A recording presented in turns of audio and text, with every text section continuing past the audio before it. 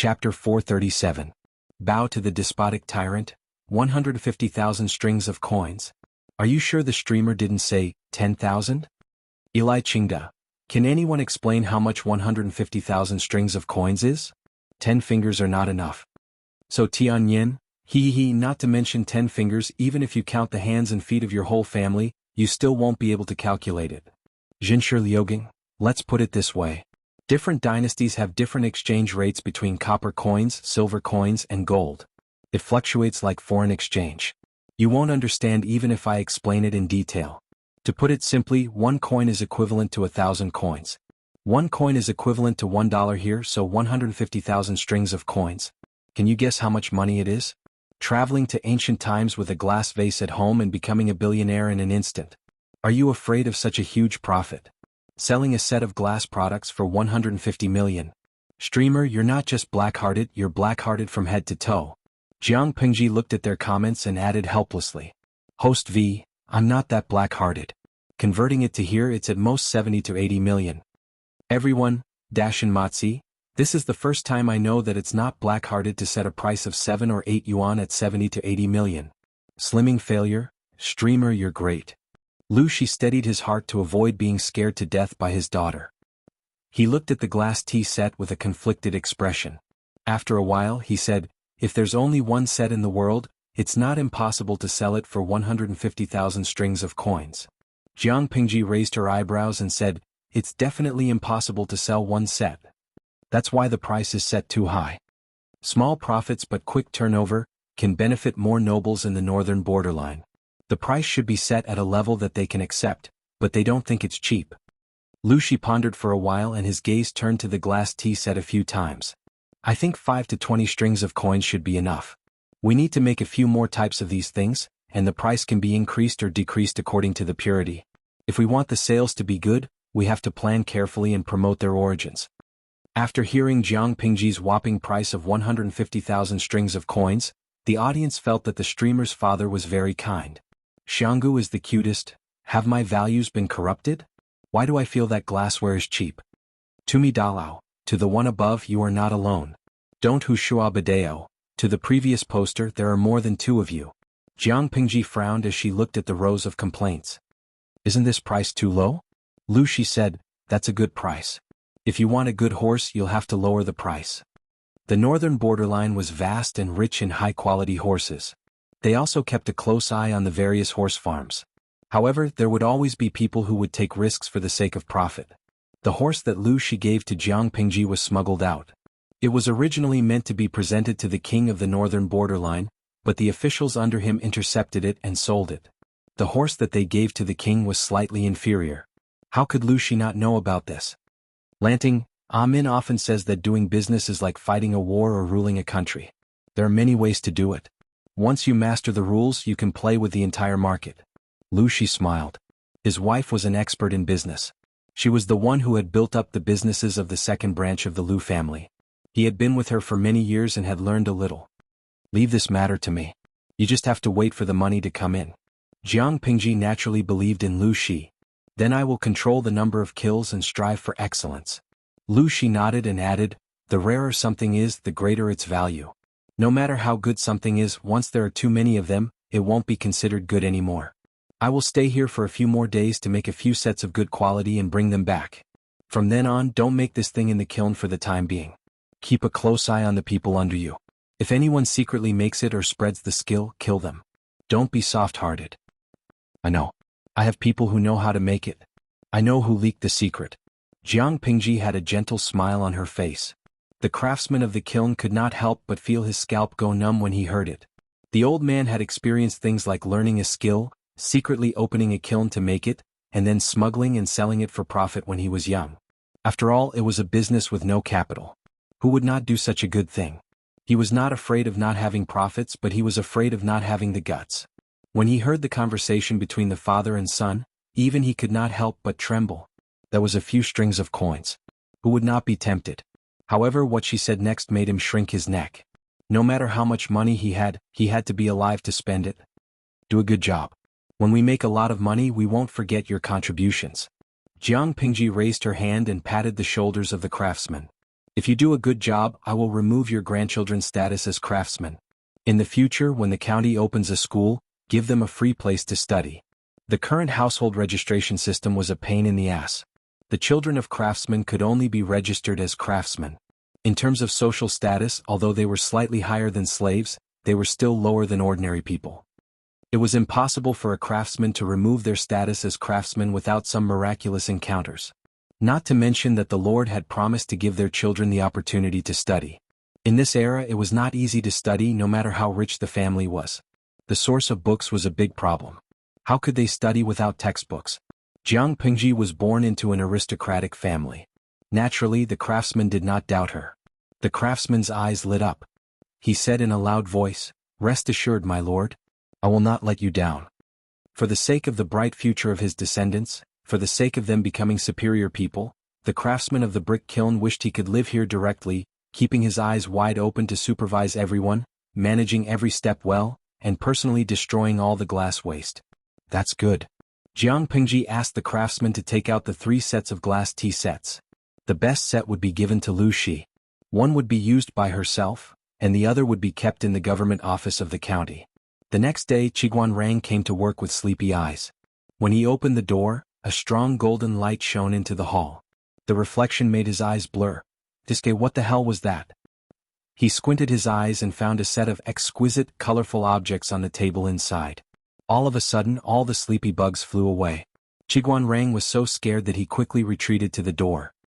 He looked around and murmured, "Could it be that I'm not awake yet?" Qiguan Rang did not believe it.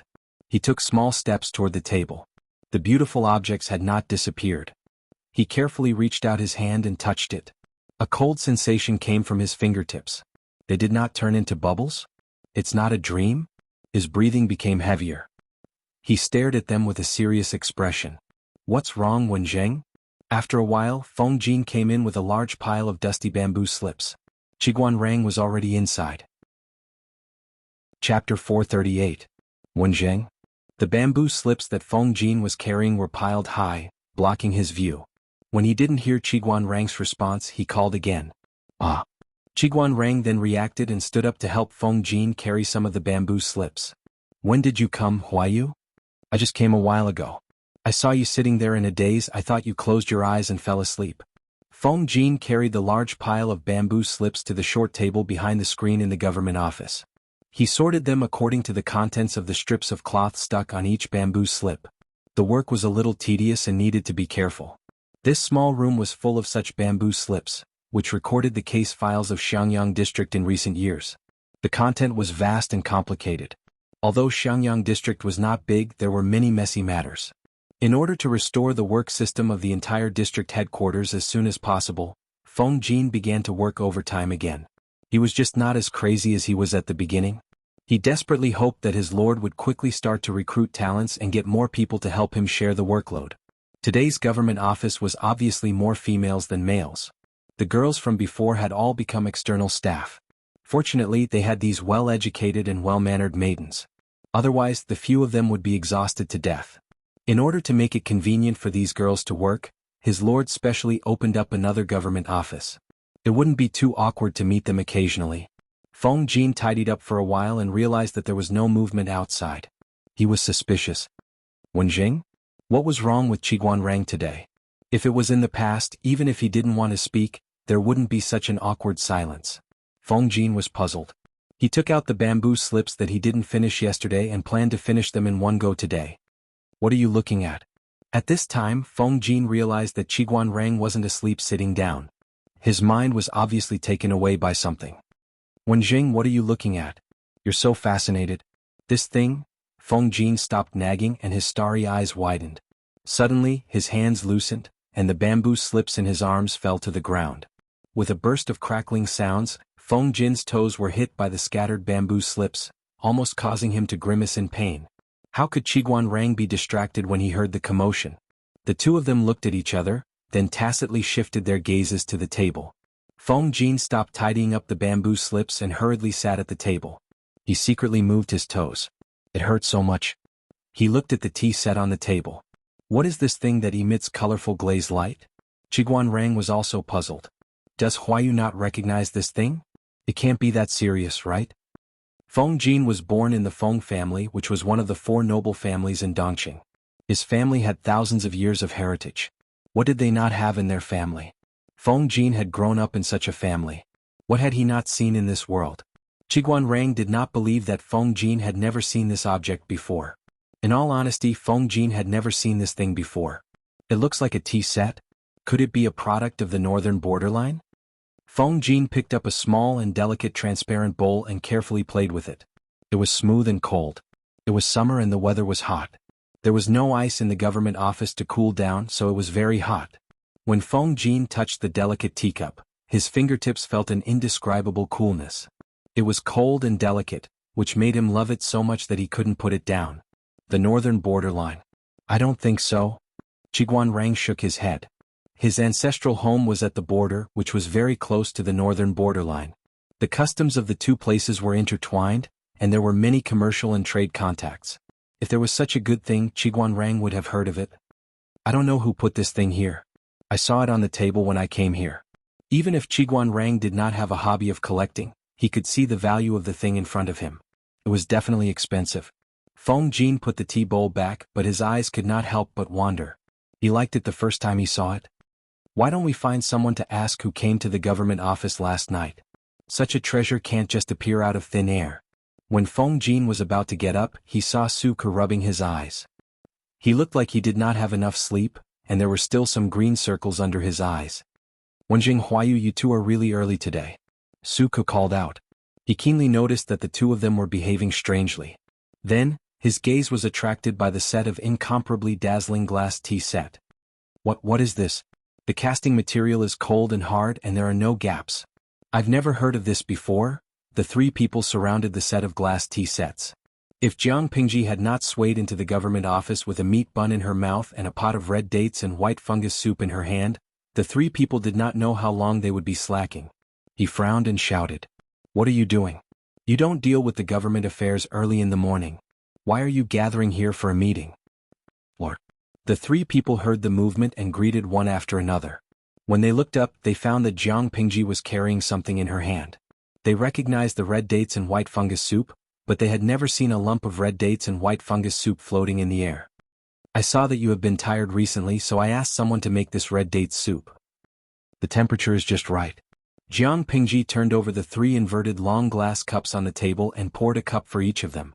The red dates and white fungus soup was personally poured by the Lord. Even if it was poisonous, they had to drink it. Each of you has a cup. Wash it yourself after using it. If you don't mind mixing the cups, I won't say more. Jiang Pingji poured a cup for herself. She found these red dates from the warehouse of the district headquarters. The dates were big and the seeds were small. They tasted very sweet. After being boiled into a thick soup, the sweetness was diluted. She suddenly had a craving for it in the morning, so she asked the maid to help her boil it for more than 2 hours.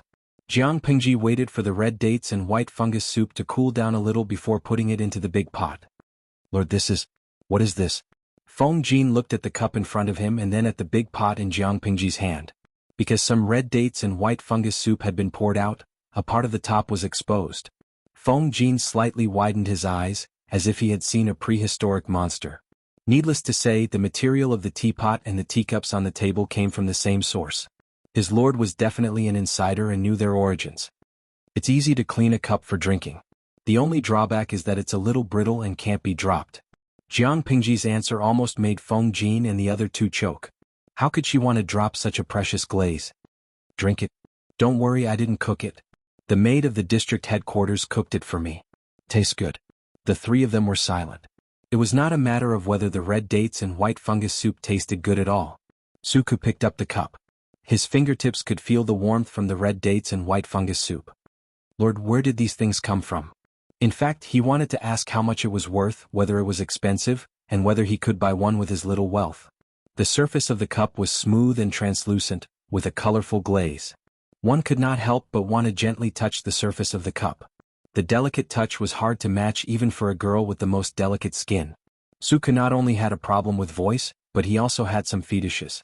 This could be seen from his reaction when he first touched the bamboo paper. Chapter 439.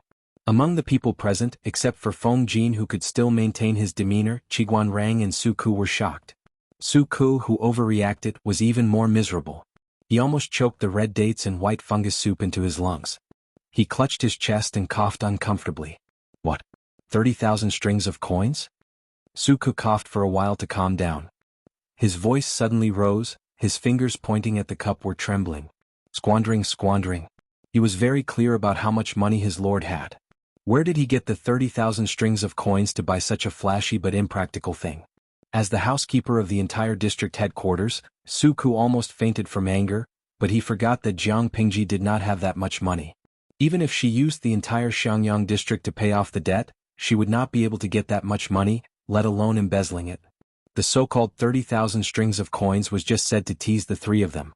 She did not expect them to be so easily teased. Qiguan Rang and Feng Jin were the first to react. They looked at the smiling Jiang Pingji with a serious expression. My lord is not the kind of person who indulges in pleasure. Why would you spend 30,000 strings of coins to buy such a thing? Don't tease me. Even though Feng Jin was from the Feng family, he would not spend 30,000 strings of coins to buy a set of collectibles. It was not that he could not afford it, but he was more pragmatic. Diske, the three of you really can't take a tease. When Coach Meng and Coach Luo come later, don't expose me.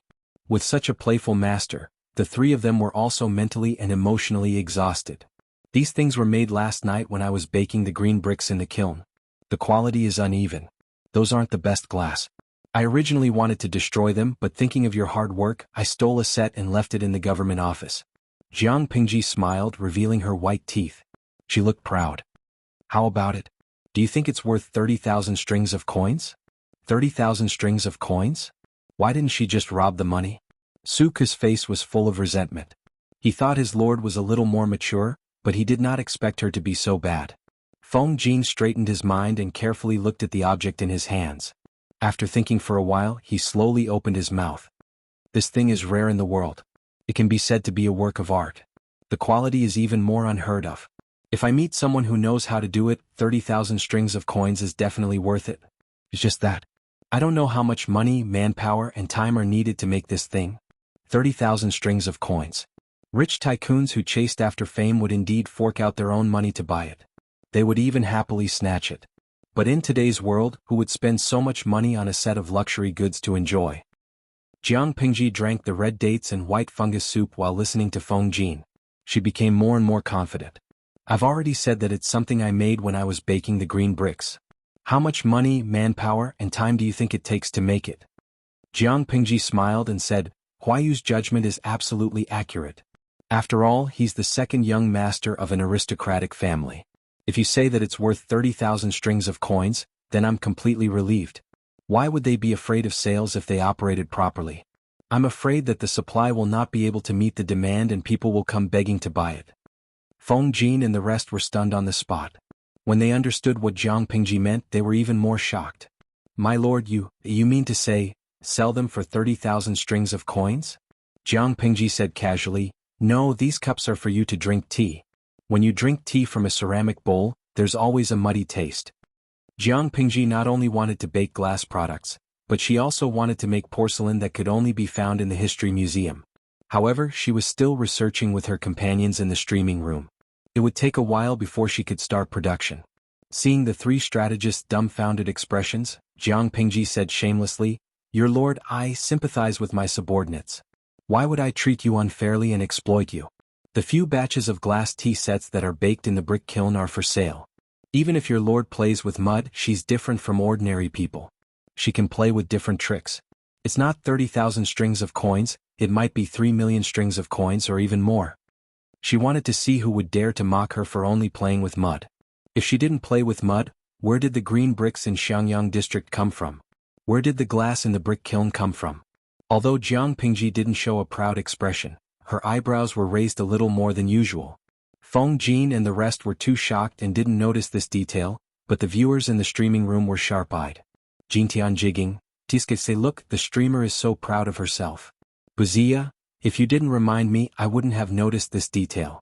Looking at it now, not only is the streamer's tail high up in the sky, it's practically bringing her to fly to the 9th layer of heaven.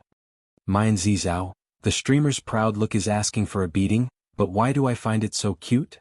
Don't talk nonsense. Sigh. If that's the case, then I'll silently feel sorry for the fool who is about to be cheated. What is a fool? A fool with a lot of money. Come quickly.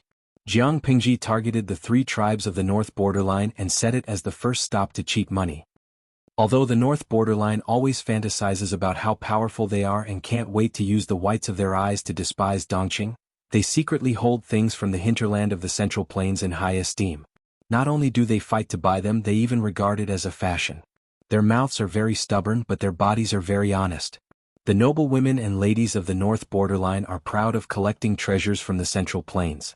Things that can only be sold for 1 or 2 strings of coins in the Central Plains can be sold for at least 10 times more at the 3 tribes of the North Borderline. If it weren't for such profits and the dangerous journey, who would be willing to do business in the North Borderline? Su Ku and the other 2 were shocked by Jiang Pingji's bold words. They even forgot how to speak. Feng Jin was the first to react. He said solemnly, "My lord, you have to protect the manufacturing method closely. Don't worry. Before we earn enough money, I'll send someone to keep an eye on the brick kiln." Lu Shi had reminded her about this matter, and Feng Jin mentioned it again. How could Jiang Pingji not take it seriously? She had already thought of a way to deal with it. The rarer something is, the greater its value. If there's too much of it, it'll be worthless. Whoever dares to cut off her source of wealth, she'll cut off her descendants. Su Ku's expression was dreamy.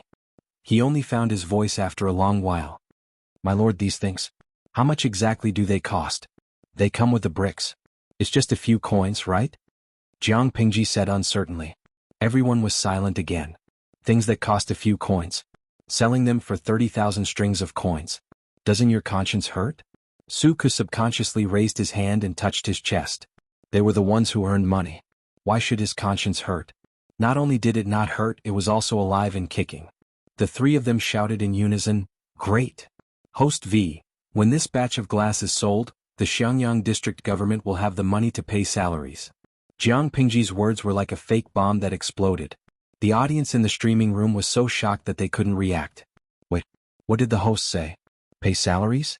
The audience in the streaming room was still immersed in Jiang Pingji's shamelessness. They didn't expect her to be so shameless. Chapter 440. Such a hard-working, crazy overtime, free, tall, rich and handsome employee, please give them a dozen. The audience in the streaming room was in an uproar again. Compared to the streamer, Zhou Bapi had no conscience at all. At least Zhou Bapi would pay people a salary, the streamer had never paid a penny. Streamer V, look at what you're saying, I gave you a house and I supply the food for the entire district. As soon as she finished speaking, a little angel immediately retorted angrily. Tumi Dalao, hee, a house of 3 pennies exchanged for food. Streamer, you're really great. Even though she was ridiculed, who was Jiang Pingji? She did not need to take such ridicule to heart. Jiang Pingji said very generously, before this batch of glass is sold, the brick kiln will not continue to produce glass. After all, the rarer something is, the greater its value, the quantity must be strictly controlled. But we will also start to study other things.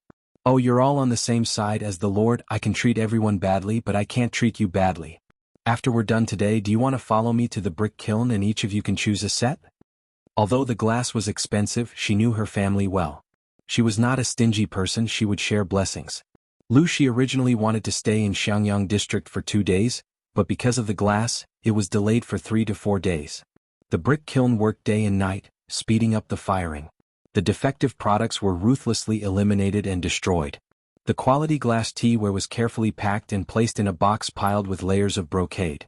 Just as Jiang Pingji ridiculed, glass was too fragile.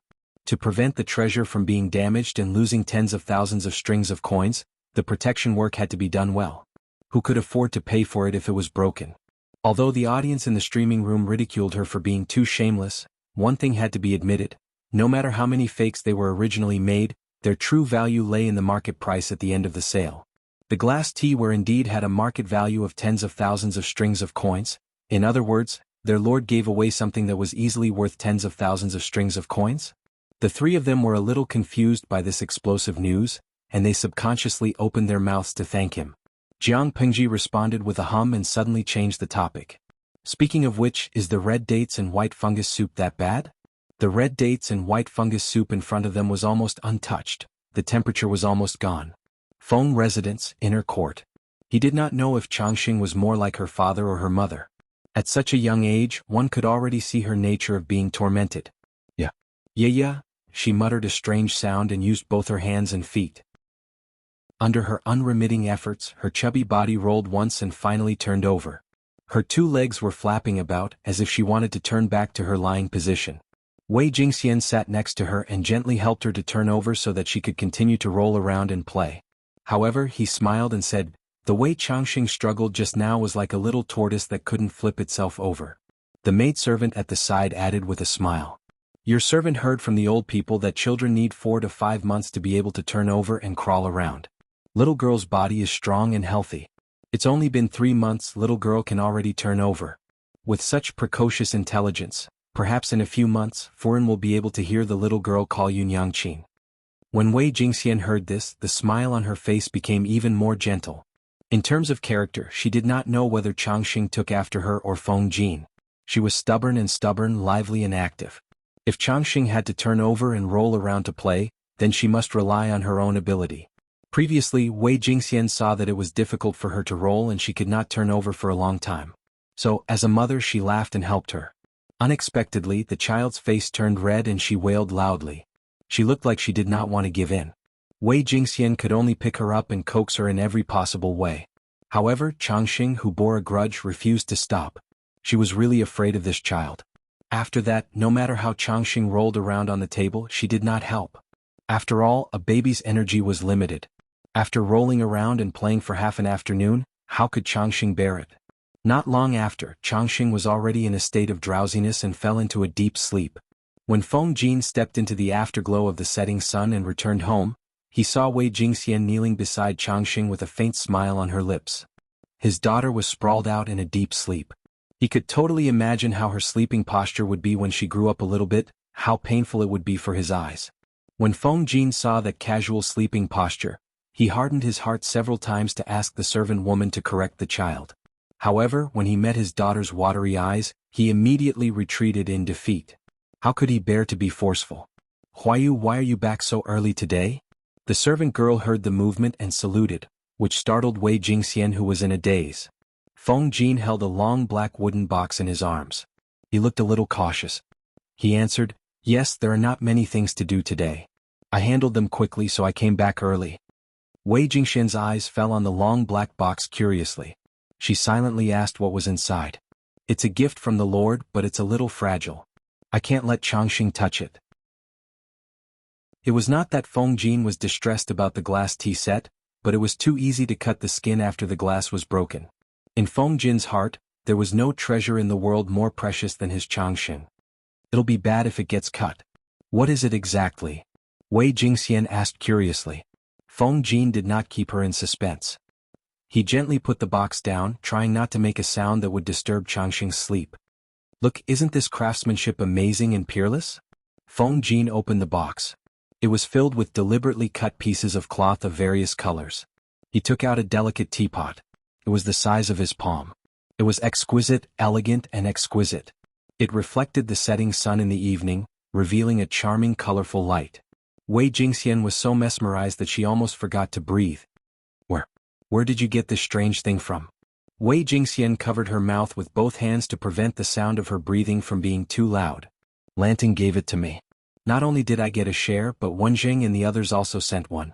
Feng Jin rarely addressed Jiang Pingji as his lord in private. It was not disrespectful, but he was more inclined to treat her as a friend. Wei Jingxian repeated in disbelief, "Mr. Qiguan and the others also have a share?" She thought that it would be a miracle if there was even one such peerless treasure that excelled the workmanship of the heavens. "Yes." Seeing his wife's reaction, Feng Jin suddenly wanted to tease her. "How much do you think it sold for?" "It's such a precious and beautiful thing. The price is definitely not low. It's at least 7 or 8,000 strings of coins." Feng Jin smiled and said, "Lanting wants to sell it to the nobles of the northern borderline for 30,000 strings of coins." Wei Jingxian's eyes widened in shock. She lost her voice and said, 30,000 strings of coins? Why don't you rob a bank?" Chapter 441. A few days later, Lu Shi left with 20 sets of glass tea sets. Jiang Pingji saw him off outside the city. "Lanting, you're 16 years old this year. Have you ever thought of revealing your true identity?" Lu Shi looked at Jiang Pingji, who was riding on White's back, and said, I'm not asking you to restore your identity now. I just want you to reveal some information to those close to you in case they can't accept it. It's better to be prepared just in case. Jiang Pingji thought about it and said, this matter doesn't have to be rushed. Lu Shi did not understand. Jiang Pingji said, Huayu knows that I'm a girl. He's already accepted the most stubborn part. What's there for me to be afraid of? As for Xiaoyu and Wenjing, TSK, they're not blind. In a year or two, I think a simple disguise won't be able to hide my daughter's characteristics. Let them suspect it themselves. It's better for them to discover it themselves than for me to say it myself. Jiang Pingji was clear about her own body. She had already evaluated Lu Shi's body. She concluded that it would be too difficult to rely on binding to make her chest flat-chested in the future. She couldn't possibly say that she had developed chest muscles, could she? After thinking about it, she decided to restore her original identity when her power was slightly stronger and she conquered the whole of Fengyi County or even Wanzhou. Even if Lu Shi hadn't reminded her, Jiang Pingji had the intention to slowly reveal her intentions. Her chest was slowly beginning to develop. It was too uncomfortable to continue binding. In order to release her cleavage and to breathe smoothly, she had to speed up her pace and build her power. Lu Shi saw that she had her own plans and felt reassured. The father and daughter exchanged a few words, then he asked the horsekeeper to set off. Let's go. Watching Lu Shi's carriage disappear from her sight, Jiang Pingji patted White. The beautiful little girl carried her back to the city. The horse's hooves stomped on the ground. It was as fast as lightning, stirring up a cloud of dust. While Xiangyang district was still under rapid construction, the outside world was already in a mess. Although the Tsingyi army had been rejected twice by Jiang Pingji, they still had a great appeal among the uninformed people. In addition, the Dongqing court had adopted a laissez-faire measure against them. This also led to the two northern prefectures becoming a battlefield for the Tsingyi army and the Red Lotus group. There was not much difference between the two peasant forces that rose up in revolt, but as time passed, the Red Lotus group gradually developed and strengthened, steadily suppressing the Tsingyi army. The reason was that the members of the Tsingyi army were bandits, while the Red Lotus group was a group of bandits with beliefs and needs. Was the Dongqing emperor willing to let these peasants act like tyrants in his territory? Of course, he was unwilling, and he even wished for nothing more than to capture all these wicked people, behead them, and exterminate their 9 generations. He had no choice but to allow the north to descend into chaos. 100,000 imperial guards escorting the entire royal family and the court officials to move the capital to Qinzhou was already very taxing. If the Tsingyi army or the Red Lotus group were to harass and pursue them from behind, no one could guarantee the safety of the royal family and the important officials. More importantly, the Dongqing emperor would not allow his dignity as the emperor to be trampled on like this. Therefore, when two groups of peasants rose up in revolt in the north, the Dongqing emperor simply turned a blind eye to it and allowed them to fight among themselves, restrain each other, and exhaust each other. It was a blessing in disguise for the team that moved the capital to Qinzhou.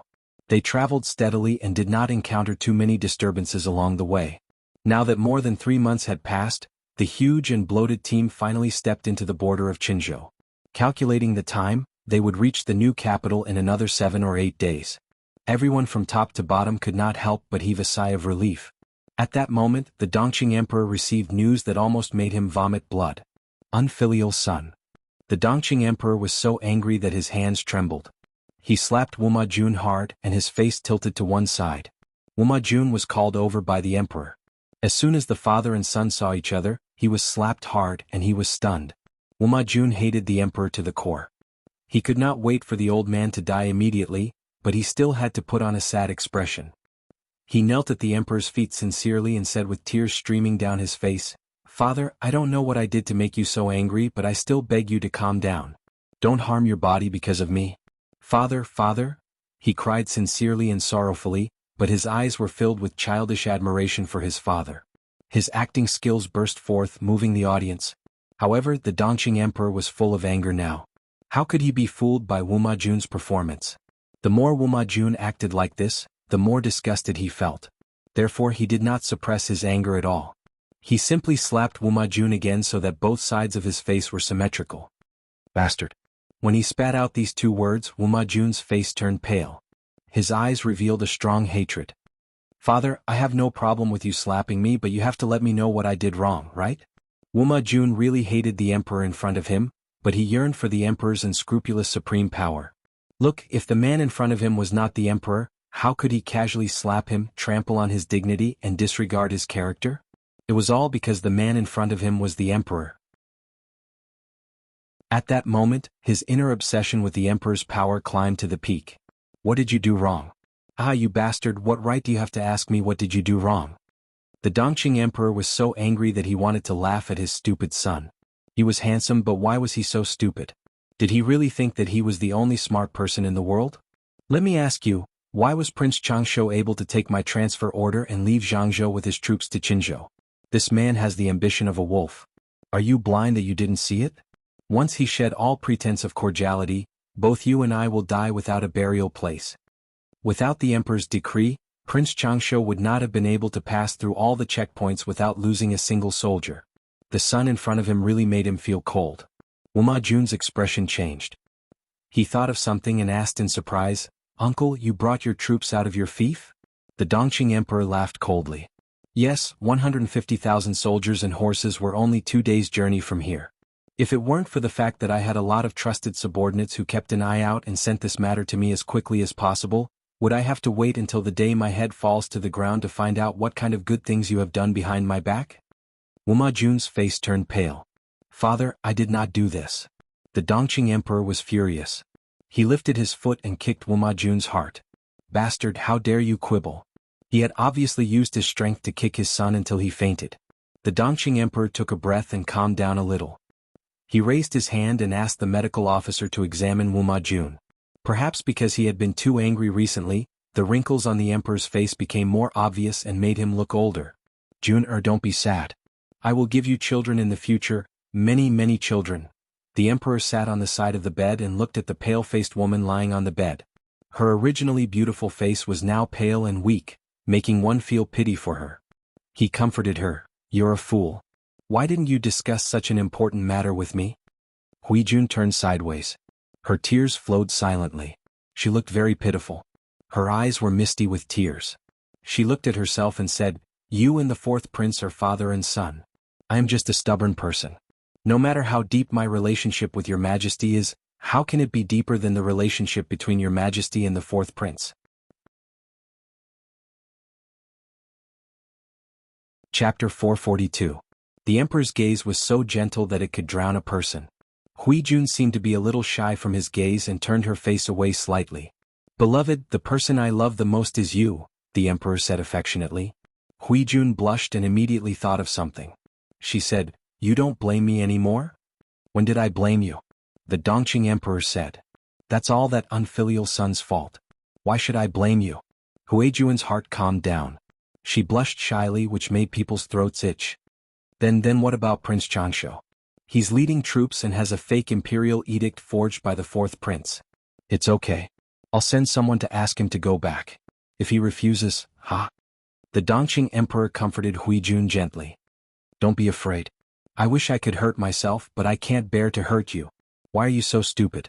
Take good care of yourself and give birth to 8 or 10 royal children for me in the future. Hui Jun was extremely shy when she heard this. Of course, she was laughing non-stop in her heart. She would rather give birth to a pig's child than this disgusting animal in front of her. Looking at the emperor's back as he left, Hui Jun, who was originally weak, snorted coldly and fell asleep on her side. When the earthquake in Shangjing happened, Wuma Jun asked her to find a way to get the emperor's private seal. She used all kinds of excuses to delay it for more than a month.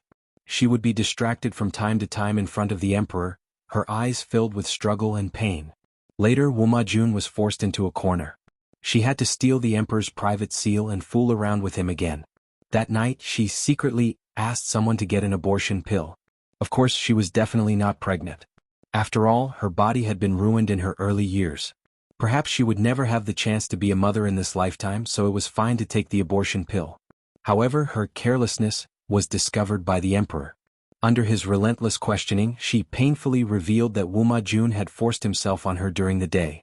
She also revealed that Wuma Jun had asked for the emperor's private seal. In order to prevent Wuma Jun from being eliminated so quickly, she begged the emperor not to pursue this matter. For this, she put in a lot of effort. She drank medicine and tried to commit suicide. In any case, she wouldn't die. The people the emperor had arranged to be by her side wouldn't let anything happen to her. Therefore, Hui Jun was having a good time. The emperor, on the other hand, was exhausted. Perhaps the emperor also wanted to see what Wu Majun was going to do with his personal seal. Perhaps her pleading had worked, so he had been holding it in for the past few days. Until he accidentally received news that Prince Changshu had led his troops to Qinzhou. The emperor was instantly enraged, and that was what had happened just now.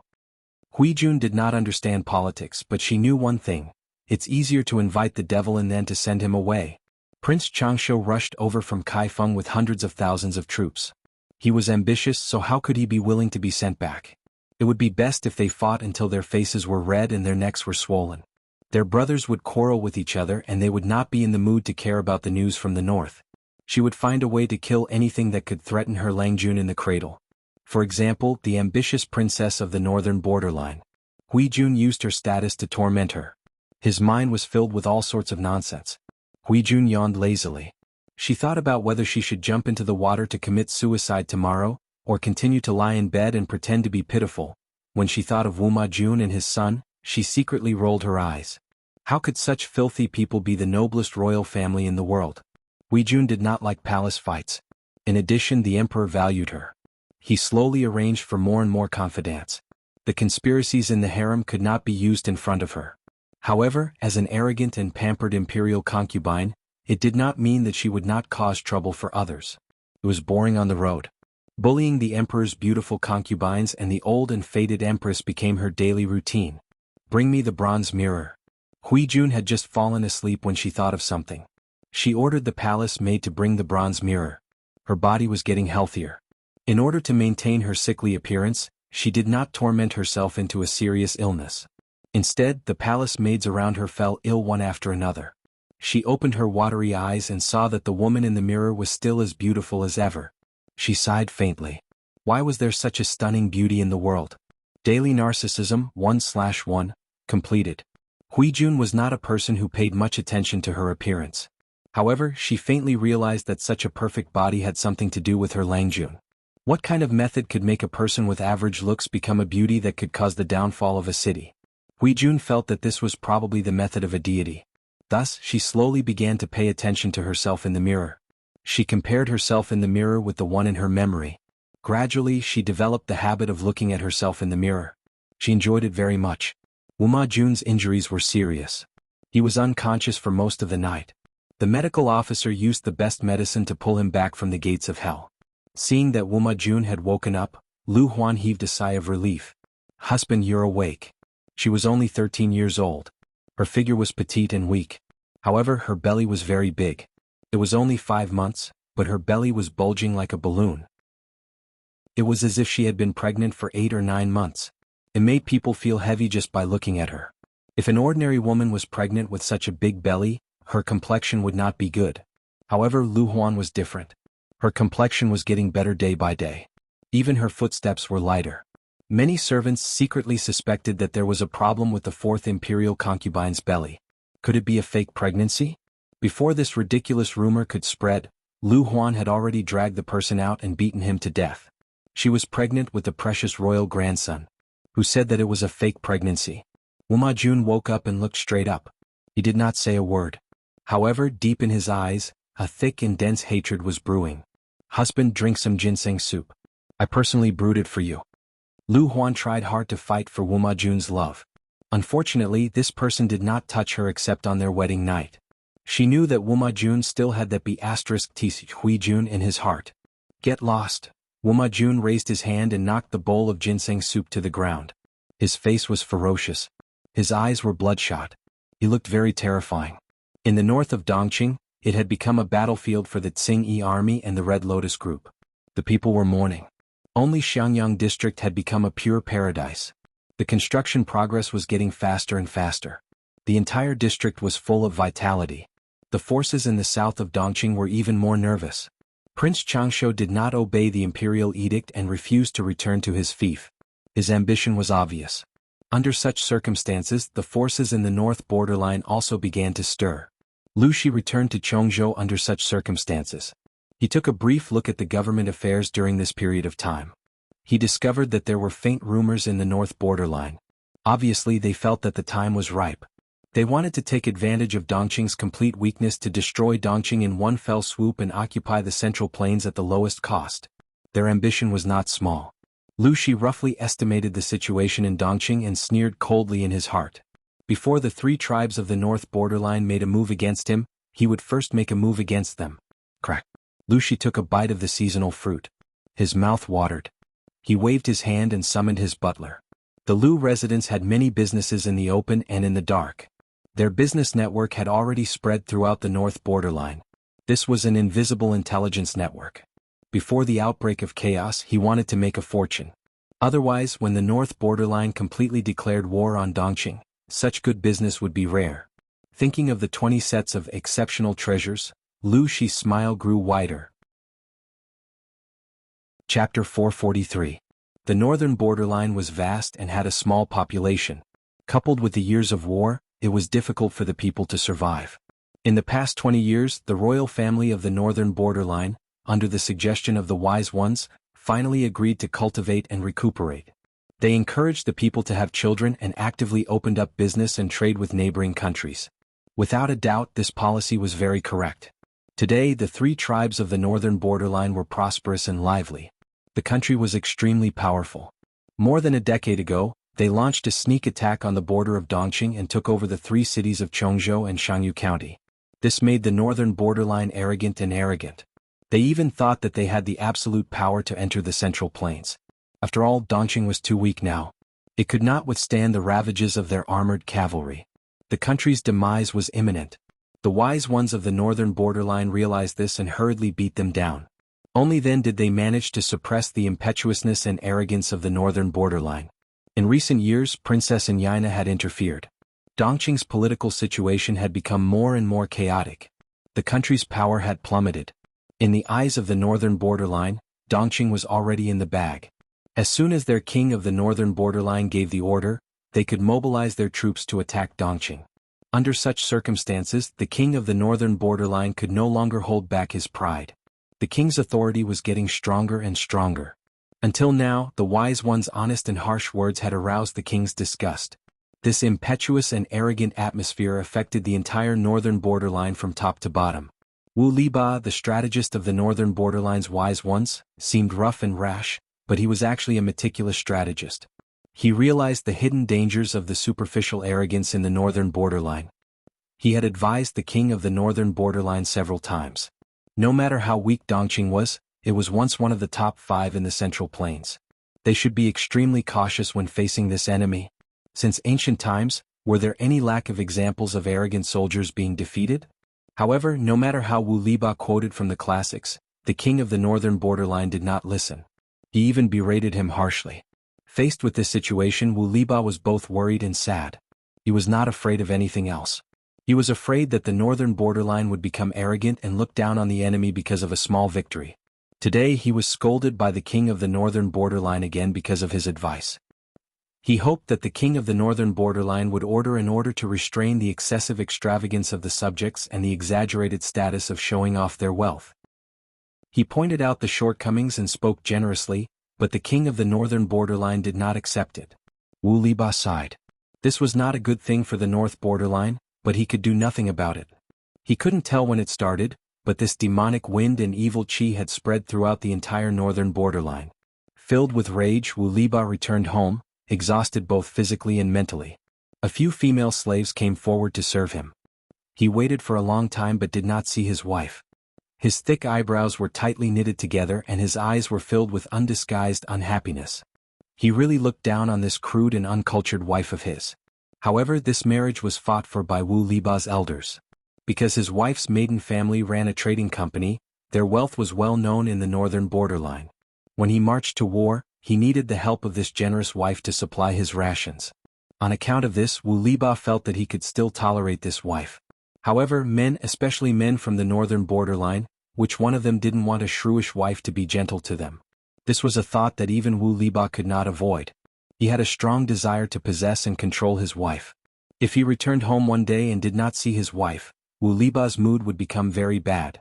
The northern borderline did not value a woman's chastity.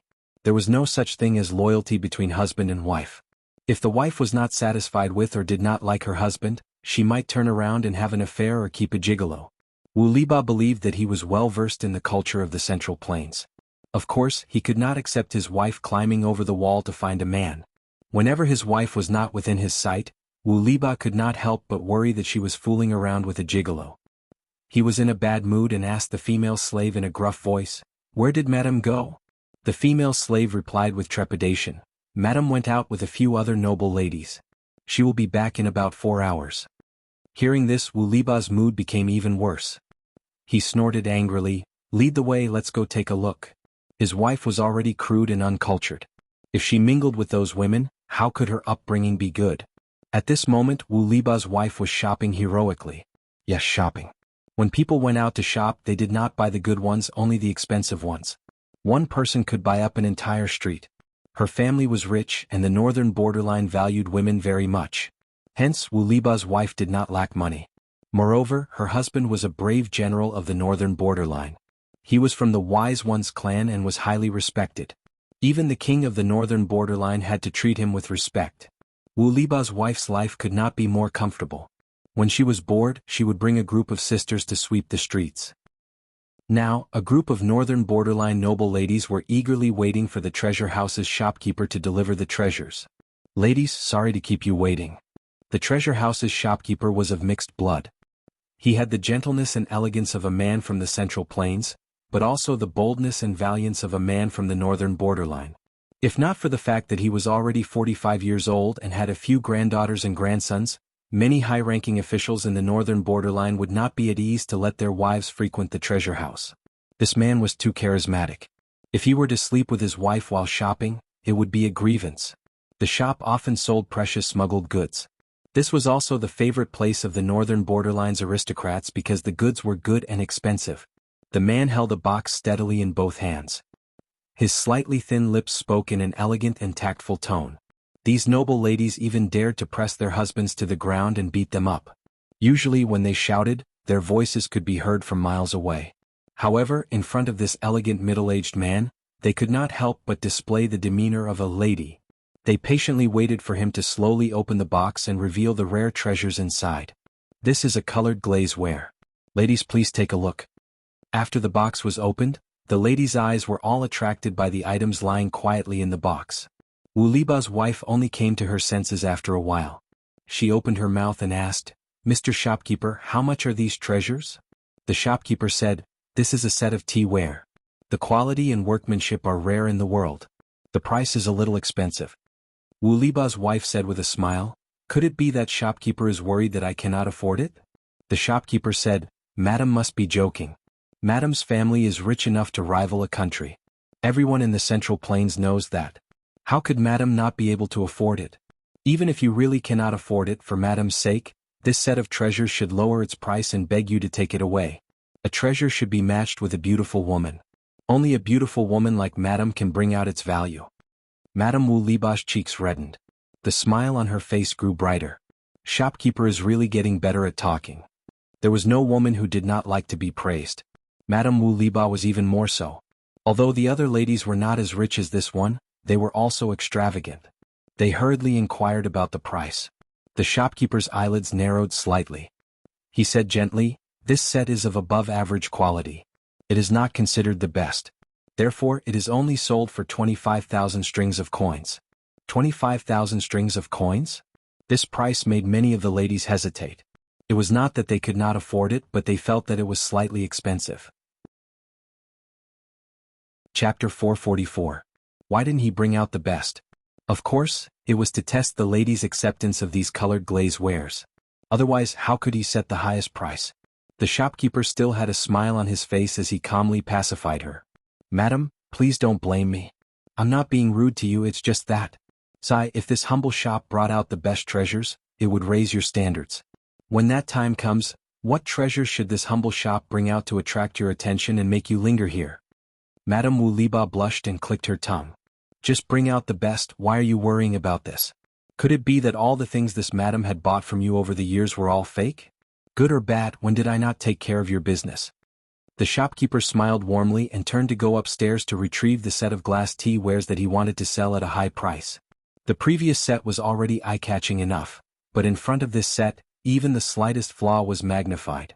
Madame Wu Liba said directly, "I want this set." Shopkeeper, just quote the price directly. You won't miss a cent or a copper coin. The shopkeeper smiled helplessly and said, "If any businessman were to meet such an easygoing customer like you, he would wake up laughing even in his dreams." Madame Wu Liba asked boldly, "Shopkeeper, will you laugh tonight because of me?" Of course. Originally, the owner had set the price at 20,000 to 30,000 strings of coins, but the shopkeeper felt that there was still room for appreciation. Wasn't the most successful businessman trying to maximize the value of a product? He pondered in his heart and did not speak too confidently, in case there were better quality colored glazewares next time and it would be difficult to clean up the mess.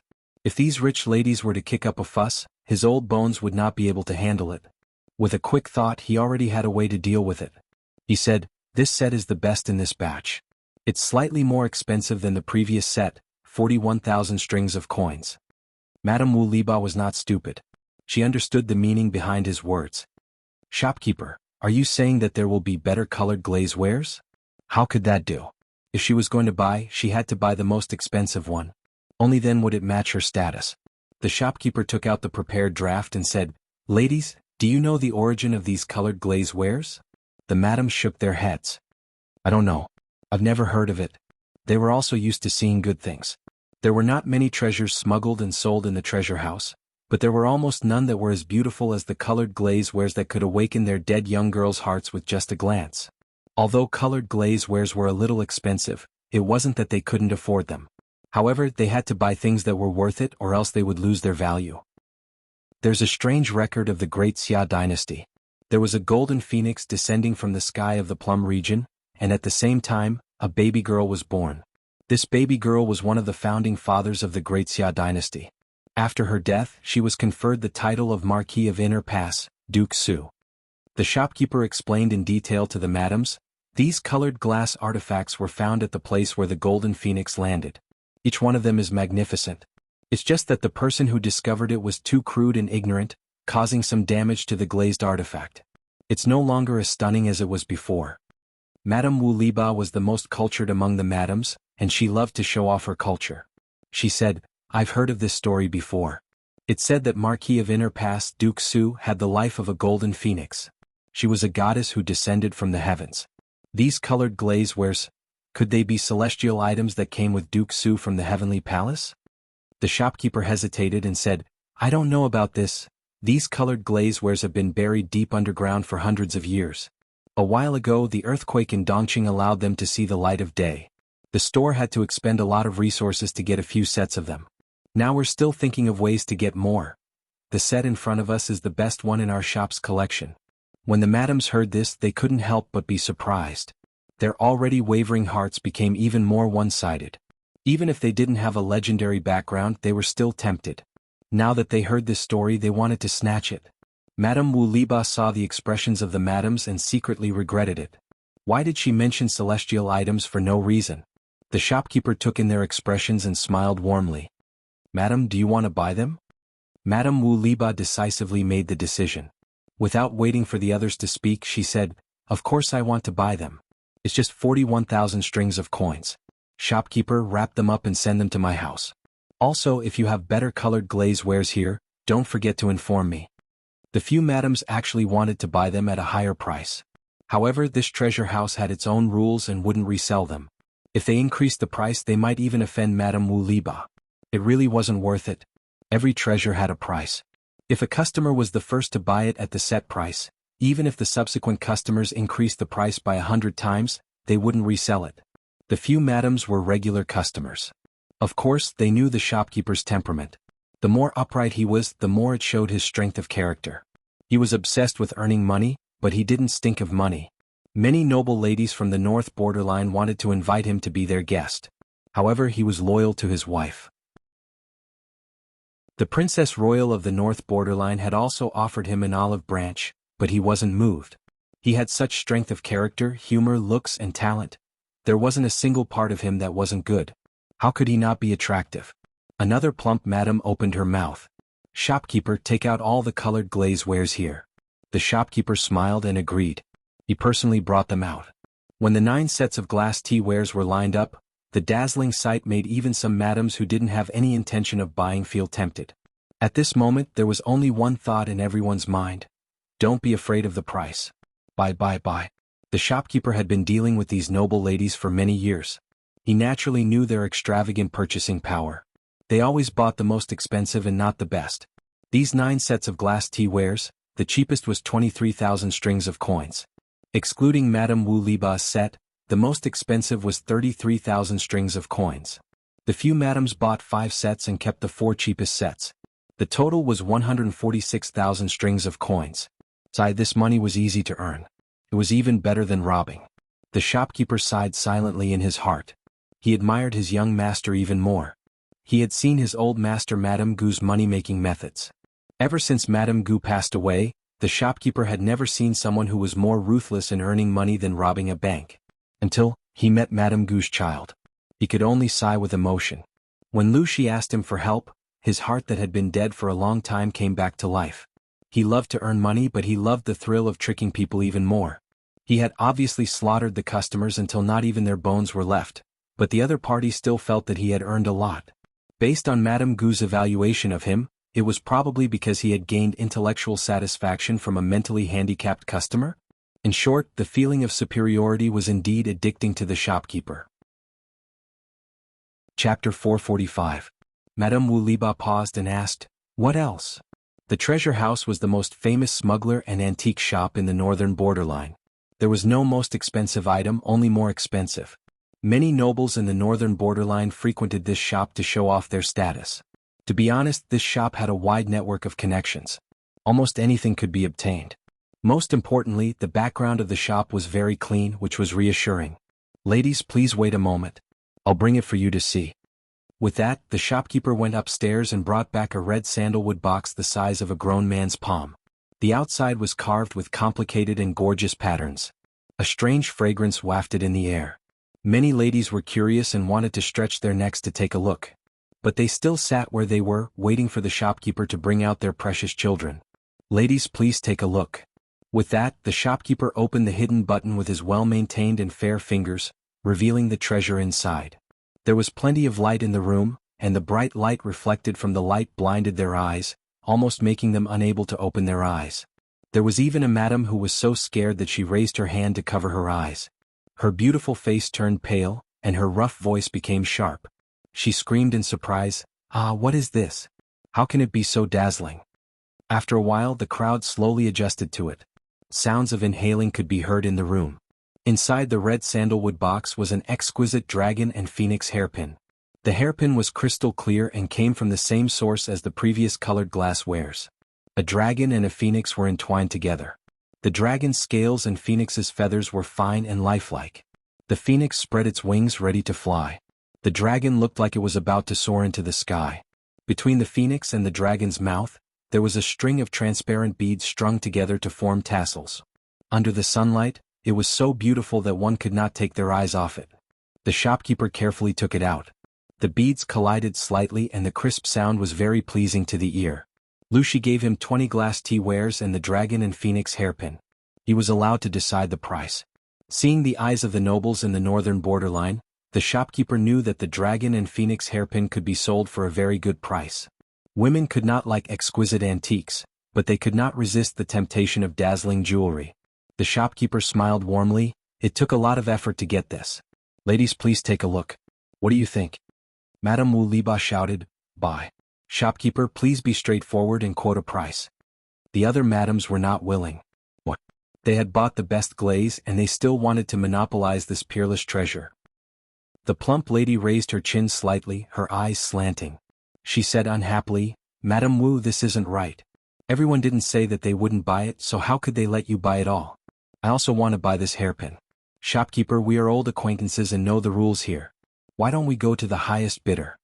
The shopkeeper knew how to maximize the value, and he also knew that this kind of transparent and dazzling jewelry could not only be sold once, so he couldn't be too ruthless the first time, or else he wouldn't be able to make use of it in the future. This principle was the same as raising pigs and only killing them during festivals. Because they were fat, it would feel good to slaughter them. "Madams, please listen to me. There's news from my store that there's more than one piece of jewelry." The shopkeeper spoke up to ease the atmosphere. It's just that they're currently in someone else's hands. It'll take some time to get them. Madams, if you can wait for a while, then you can buy it again. Don't hurt the harmony. When the madams heard this, their expressions turned slightly better. They believed in the shopkeeper's ability, and indeed he could get whatever he wanted.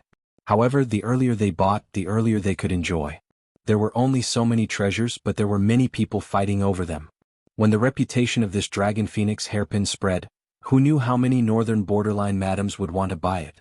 How many competitors would there be then? Thinking of this, everyone had their own thoughts. At this moment, a familiar male voice came from outside. Madame Wu Liba's expression changed and she was faintly unhappy. The shopkeeper secretly raised his eyebrows. He had long heard of the reputation of the northern borderline's fierce general Wu Liba, but this was the first time he had seen him in person. If it was an ordinary person, he would probably be so frightened that he would bow and scrape or even make a fool of himself. But who was the shopkeeper? He had dealings with many northern borderline nobles. Back then, the Princess Royal of the northern borderline had a crush on him, and wanted him to be her guest. He had managed to deal with such a large entourage, so why would he be afraid of Wu Liba? On the other side, when Wu Liba found out that his wife had spent 41,000 strings of coins to buy a set of flashy but impractical items, his face turned green with anger. It's just something to scare people. You're quite generous, wife. You don't even know that you've been cheated, Wu Liba said. Madame Wu Liba snorted and rolled her eyes at her husband. Pointing at the set of glass tea sets, she said, "You say that I've been cheated. Then why don't you tell me where they came from? Haven't you been to Dongqing and have a deep understanding of the customs and objects there? You can tell that they're not ordinary. Then why don't you take a look and see if they're treasures?" Wu Liba was choked by his own wife and was momentarily speechless. His brown-black face was twisted together. After a long while he said embarrassedly, "They look like porcelain." Nowadays there was already the technology to bake porcelain. However, the porcelain that was produced was mostly of poor quality. There were crisscrossing cracks on the surface. There were not many that looked good, so most of the people in the Central Plains still used pottery. As for porcelain, Wu Liba kept a set in his study. He often played with it. Porcelain was considered a luxury item in the Central Plains. The shopkeeper curled his lips and said in a warm voice, "Porcelain is mostly green or gray in color. It's of poor quality and is made from ordinary clay. Although I don't know what material is used to make these colored glasswares, they are clear and shiny. The texture is crisp and does not look like something from the mortal world. How can mere porcelain be compared to them?" Wu Liba heard this and could not explain it. He had some understanding of the things in the Central Plains, but he had indeed never seen anything made of this material. The color of the clay on the ground was mostly gray, black, yellow, and brown. It was impossible to make it transparent. Madame Wu Liba saw that he could not say anything and said angrily, "Humph, it's not your money. Why are you so distressed?" Wu Liba became more and more embarrassed, but he did not dare to argue with his wife, lest others laugh at him. Seeing the shopkeeper frown and lower his eyes, he became even angrier. The culture of the North Borderline was so superficial and extravagant. It was impossible to avoid this treasure house. Even if other similar shops popped up like mushrooms after the rain, the treasure house still sat firmly on the fishing platform. Who knew how much money it had earned over the years? Wu Liba was furious. "It's you scoundrels who make the North Borderline so luxurious." The shopkeeper said smoothly, "General, you are wrong. Life is short. You have tens of thousands of taels of silver at home. You can enjoy delicacies from the land and sea. Why do you still have to live like this? Your wife is of high status. Her clothes and daily necessities should be in line with her status. Otherwise, how is this different from wearing silk clothes and walking at night?" The shopkeeper's words could also be translated as, "You don't have money to buy for your wife. Your wife will buy for herself. Why are you blabbering?" Chapter 446. Wu Liba had nothing to say and could only glare at the shopkeeper with his bell-like eyes. The shopkeeper was still as graceful as ever. With Wu Liba as a teammate who was a burden, Wu Liba's wife was unable to purchase the dragon and phoenix hairpin. Under the persuasion of the shopkeeper, it was bought by a noblewoman for the price of 57,000 strings of coins. The lady took off the pearls on her head on the spot and put on the dragon and phoenix hairpin. The tassels and pearls collided with each other as she walked, making a pleasant tinkling sound. When she walked under the sun, the bright and beautiful colors made her the center of attention. The other ladies saw it and felt even more regret. Wu Liba's wife was so angry that her face turned green. If it wasn't for her husband dragging her down, the hairpin would have definitely belonged to her. Now it was on someone else's head. She suppressed her anger and repeatedly reminded the shopkeeper to inform her immediately if there was any stock. The shopkeeper agreed with a smile, but only he knew what he was thinking in his heart. The easier it was to get something, the less valuable it was. He would let these ladies covet the dragon and phoenix hairpin for a while. When they were done with jealousy and hatred, he would introduce new glass jewelry. Would he still have to worry about not being able to sell it at a high price?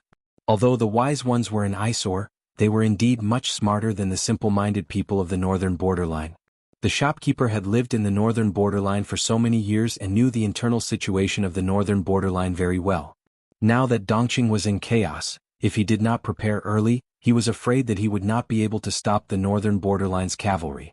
As a merchant, the only thing he could do was to earn more money from the people of the northern borderline and make the atmosphere here more welcoming to foreigners.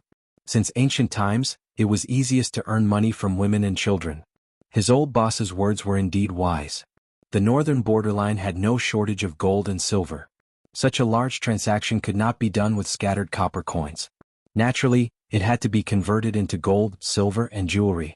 Therefore, when the gold and silver worth a total of 203,000 strings of coins was delivered to the shop, even the shopkeeper, who was used to seeing large amounts of money, could not help but sigh. This money is simply easier to earn than the wind. Because the treasure house did a lot of smuggling business, there was a price difference between the two places. Therefore, when he took out a sum of money to buy 500 horses of medium quality and nearly 10,000 sheepskins, no one suspected anything. They only thought that the treasure house was going to Dongqing to make a fortune from the war. The northern borderline produced many good horses. The treasure house did not buy the best war horses, so it did not matter if they sold them. As for the sheepskin, they did not care about it. Every household had such a thing, and even if they laid it on the ground as a street stall, the smell would still be too strong. Therefore, when this batch of resources was transported back to Chongzhou with the remaining gold, silver, and jewelry, no one pursued the matter. When Lu Shi saw this, he let out a long sigh. Money that comes with the wind. The shopkeeper had already returned to his Central Plains attire. He wore a crown on his head and a wide-sleeved coat. Other than his face being more profound than the people from the Central Plains, he looked like a native of Dongqing. He was amused by Lu Shi's words. So much gold, silver, and jewelry. How strong must the wind be to blow them up? Lu Shi choked and put his hand to his forehead. He said helplessly, Your mouth is getting sharper. Ever since Gu Min passed away, the shopkeeper had not set foot in Dongqing for many years. If Lu Shi did not believe in the shopkeeper's loyalty to Gu Min, he would not have dared to hand over the business of the second branch of the Lu family to manage. Now that he had personally come back, Lu Shi was quite surprised. In the past, when I asked you to come back during festivals, you said you were not feeling well. Why did you come back now? The shopkeeper squinted slightly and said, I came back to see the young master. The business that Gu Min ran should be inherited by a descendant. The shopkeeper had been quite worried before, but now he was not. In terms of business, the young master was much more ruthless than the old master. The old master was at least doing proper business, but the young master was directly robbing. Lu Shi asked, What about these sheepskins and horses? The shopkeeper said softly, In another month the weather will start to turn cold. The earthquake in Dongqing has turned the north into a shuraba. The people have lost their homes. How much money can they bring with them? This winter will not be easy. These sheepskins are cheap. If we find a way to remove the stench and make them into clothes, they should be warmer than ordinary linen. The shopkeeper continued, As for horses, the northern borderline iron cavalry is already mature, but in Dongqing, how can an army fight without horses? These horses are not in good condition and do not have the bloodline of war horses. They are often slaughtered for meat, so it will not arouse suspicion. Because it was the first time, the shopkeeper could not buy too much. He could only plan slowly. Lu Shi was silent for a while. You are more careful than I am. I thank you on behalf of Lanting. I have used my connections to buy a batch of food in Hu County. Send it to Lanting when the time comes. She has managed it well. She is indeed the daughter that Amin has high hopes for. She was the first female empress in history. How could she not be outstanding? The shopkeeper said, The parents are extraordinary, so the children are naturally extraordinary. After saying that, the shopkeeper seemed to have thought of something. He frowned and asked, How is your control over Hu County now? Lu Shi smiled. It's all right. Although he had been transferred to Chongzhou to be the Chongzhou magistrate, Hu County was the base camp that he had managed for many years. The new chief of Hu County appointed by the Dongqing Emperor was too weak. He had not been able to completely control Hu County after a few years. He was also unlucky to encounter the earthquake in the north. The royal family moved the capital and the entire court's prestige was greatly reduced. Now he was only an honorary chief with an empty title. Otherwise, how could Lu Shi have the ability to use his connections to buy a large batch of autumn food? After a few years, he had already accumulated a large amount of rice. It was definitely enough to support the northern battlefield. However, his daughter seemed to have other plans. Lu Shi did not make a move and was prepared to act according to his daughter's intentions.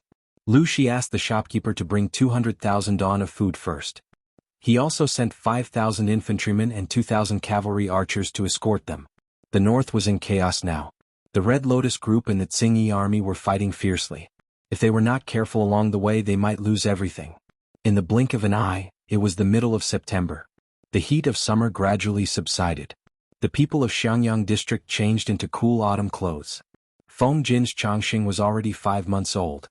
She was lively and active. She could often roll from one corner of the room to the other. She was also impatient to stay in the house. She often wanted to roll out of the room.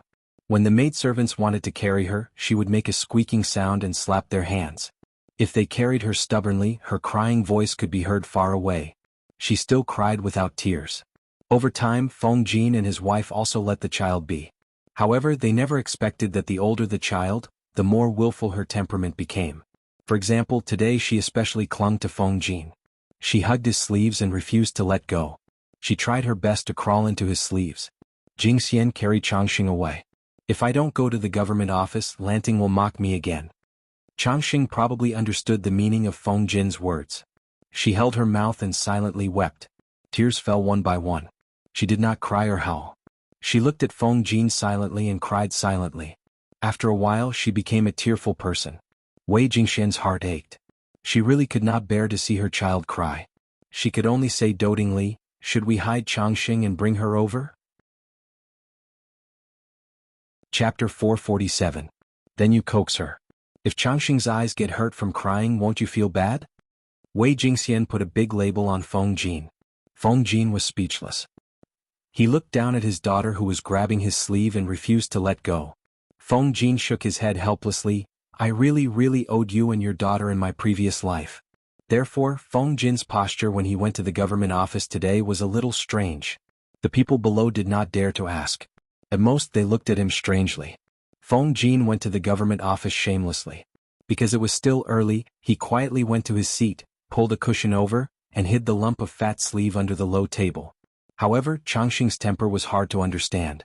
She was very obedient on the way, but once she entered the government office, she did not want to stay in his sleeve anymore. Huayu, what's wrong with you? Qiguan Rang's work was about to end. Nearly 80% of the people had completed their registration. His work was not so rushed. He simply slowed down his pace and no longer worked overtime crazily. He ate and slept well every day. After a few days, his thin and sunken cheeks had also regained some flesh. He looked a little more plump and his complexion was rosy. Therefore, during this period, the first person to come to the government office was often not him, but either Feng Jin or Su Ku. Feng Jin felt his daughter struggling and his expression changed slightly. No, nothing. He was about to grab his little daughter back, but she rolled out of his sleeve unexpectedly. Qiguan Rang was shocked. He looked at Feng Jin, then looked at the chubby girl. He opened his mouth but could not say anything for a long time. I didn't expect that you, Feng Huayu, are also involved in human trafficking, right? Qiguan Rang's mind changed. He had clearly guessed the identity of the little girl, but he still laughed and joked. Feng Jin's face turned red. He simply gave up and closed his eyes to admit it. Changxing is too clingy. This morning she grabbed my sleeve and refused to let go. After crying silently for a quarter of an hour, I really could not bear to bring her here. She is very obedient. She doesn't even cry normally. If you give her something, she can play with it for a long time. Qiguan Rang reached out to Changxing. I didn't say that your daughter is noisy. Come, eldest niece, let Uncle Qiguan hug you. Qiguan Rang was actually very fond of children. His first wife had passed away due to illness and did not leave behind any children. Later on, he married Master Wei Yuan's eldest concubine's daughter. The two of them were very loving after their marriage and only gave birth to a daughter 2 years later. However, he felt that it was chaotic outside and did not bring the mother and daughter with him when he left Chongzhou. Changxing was friendly and bold. She climbed up Qiguanrang's clothes. Her movements were swift. Her hands and feet are really strong. Sister-in-law is really good at raising children. Qiguanrang's posture of carrying the child was very standard. Changxing was not afraid of him. She reached out and wanted to touch his hair crown. Feng Jin secretly turned his face away. This daughter of his was too bold and aggressive. She did not have the slightest hint of gentleness that a woman of the Feng family should have. Changxing was very generous and gave Qiguanrang a wet, saliva-dripping kiss on his face. Pop, after the Grand Prince, she smiled and opened her mouth, revealing a small row of teeth that had just emerged. Your daughter is more likable than you. Qiguanrang made a brief comment. Unlikable Feng Jin, let her play by herself. Don't disturb you. Although Feng Jin had brought Changxing over, he did not want to delay his colleague's work because of this. It's all right. The child is still too young. If I don't keep an eye on her, she will easily get into trouble. Qiguanrang's main job was to be responsible for registration and sorting out the household register. Fortunately, he still had 9 girls who were busy at his side. As his immediate superior, it was fine for him to be a little lazy. You, on the other hand, haven't finished sorting out the case files. I'm afraid you'll be busy for a while. Feng Jin was speechless. He watched helplessly as Qiguanrang carried his daughter to the side and played with her. In just a short while, his daughter was already glued to Qiguanrang. Oh, whose daughter was this? Changxing giggled. Her big eyes were about to turn into slits. She climbed up and down Qiguanrang's body intimately. Not long after, Suku also arrived. Seeing that there was an additional girl in the government office, he raised his eyebrows and walked around as if there was no one around. He was extremely cold. Be careful. Hide the child well in case the Lord sees her and snatches her from you, Suku said in a low voice. Qiguanrang raised his eyebrows. Don't worry. With the Lord's temperament, she will not come every day. Jiang Pingji did not come to the government office every day. Every day she was either playing with mud or playing with wood. During this period of time, she was almost always in the carpentry workshop, working on some siege weapon model. Meng Hun and Luo Yue seemed to be absent-minded. They ran behind her all day, specifically they ran behind those models. On the other hand, Li Yun recorded the cultivated fields and divided them carefully. He was prepared to rent them out to each household during spring plowing. Issues such as farming tools and cattle were also put on the agenda. Li Yun still had to follow orders to Qingda County to purchase grain seeds. He was so busy that his feet barely touched the ground. The construction of the district town had already reached the 3rd stage. The main roads in the city were basically completed. The roads were paved with bluestone bricks. Even when it rained, the roads were still clean. In Xiangyang district, there was a place that the people called the Noble District. There were rows upon rows of newly built houses. It was extremely beautiful. Speaking of the Noble District, one had to mention the 20 girls that Jiang Pingji had previously taken in. Most of them came from wealthy families or country gentlemen's families. Jiang Pingji returned their family property to them after settling the accounts. They expressed that they were willing to pay for a new house. After all, their old houses had been destroyed. Some of the land had been reclaimed by the district headquarters. They had nowhere to go. Seeing the new house that was being built uniformly, everyone was tempted. You are now considered a part of the district headquarters. You have helped the district headquarters greatly. Indeed, you should be rewarded according to your contributions. Let's do it this way. The 5th batch of 2-level houses will be built for 4,000 strings of coins each. If you can't afford it, you can pay a deposit first and the rest will be paid in installments. If you agree, I will sign a new contract for you.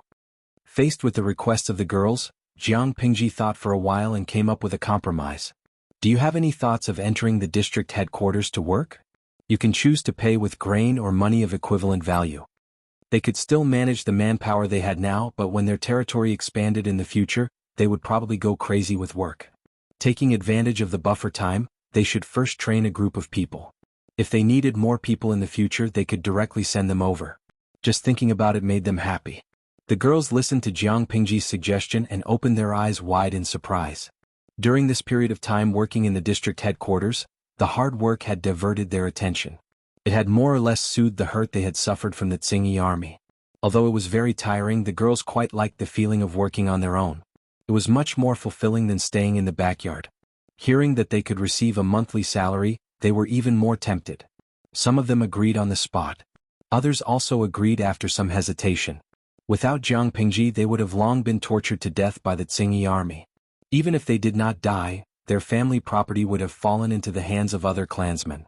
Lonely women who had lost their chastity could hardly survive in today's world. The young district magistrate in front of them gave them a chance. Only fools would not seize it. If they had a position in the district magistrate, the shameless elders in the clan would not be able to force them to do anything. Without much effort, Jiang Pingji recruited another 23 literate and good employees. They were deeply grateful to her. They would not complain no matter how late they worked. They rushed to do any paperwork.